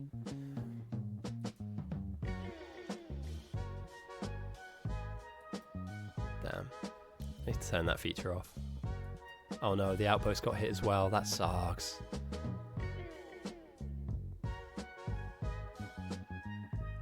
Neuro sends a really large amount of almost 200 yellow jugs down to the south, but they're still not in behemoth territory. They're going to struggle to kill these guys, but they're staying in the fight. Meanwhile, up north, yeah, this is... nobody wants to deal with this. They're trying their best. They're wiggling their way to try and stave off the inevitable, but it is inevitable. The bugs always win. This is one thing you must remember, guys. Either you win with no bugs, or the bugs win. And at the moment, the death toll on the north is in the thousands. The bugs are ravaging the science department. They're ravaging the production. They're savaging the players. And it's not long until we see them eventually have nothing left to ravage and collapse. The boss, oh dude, there are many. There are many bosses out there. I will try and pick up on one or two. There's one here. Boss over here. I believe there was a boss 2 in power. They might have gotten to him. But yeah, at this point in the game, multiple bosses coming in. And yeah, your standard issue waves as well also piling in. So you're just adding misery onto the onto the equation here. Another pack coming in. Nobody just gives up. You shouldn't. You should fight till the end. But the end is nigh. The end is near. And the silo is as protected as it can be, but it's not well protected at all. There's a wall there, some defenses, but as you can see now, these guys just have free reign on just pulling up anything they see, destroying everything they see. And eventually, once they're bored of this, and they're tired of killing you, or you're just dead all the time, they will eventually make their way to the silo, which will not take long to kill. So yeah, they're everywhere. They found their way in, and they're making their way across. And as much as it sucks that it's happening to a team, we've all been part of games where, it's happened to us and it sucks, but it's kind of fun to watch in many ways. You build up this massive Lego set of ideas and buildings and production, and then it all kind of gets pulled down. And then when it doesn't happen to you, and you get the win, it's quite satisfying. It's what makes the game enjoyable, is that whether you win or lose, it's always good fun. But that being said, this is game 1 of a Biter Battles tournament that will last a couple of weeks, that will culminate into a grand final where 2 of the winning captains will go head to head in a grand final game for glory, for bragging rights. And it might be outstanding. It could also still be Jimmy. I believe we have a bracket to play through, so it's not a one-loss elimination type tournament. But for now, here, Outstanding has outmatched Jimmy50 in the first game of the tournament. As the bugs sweep in, all I can say is, my name is Gosi. I will be shoutcasting, commentating the game and the tournament as it goes on. The games will exist from Friday, Saturday and Sunday. The video will go up onto your YouTube channel so that we can watch these things back. And I'll try and mess around with the audio a bit. I realise that sometimes the music's a bit quiet, sometimes it's a bit loud. Ultimately, I'm just thankful that you're here. These will be a really, really good set of games. And game number 1 goes to Outstanding on the South. And if we look at our tabs here, they 12, almost 13,000 purple signs. That's kind of nuts. That was a very interesting, and they did they went for flamer towers as well, so they did build some defenses. Did build some defenses. Let me get the prediction up, guys. There's 2 things I want to do. I'd like to do a prediction, and then I'd like to raid somebody. So if you've got a favourite streamer, somebody that you like to watch, or somebody that's online now, suggest them in the chat below, and we'll see if we can raid them. Failing that, okay, let's manage my prediction. Oh wow, only 26% of people chose the South. Easy bet. You're right, dude, the South always win, holy shit. Let me check real quick. Because I've got a few friends of mine that I have on that will be streaming too.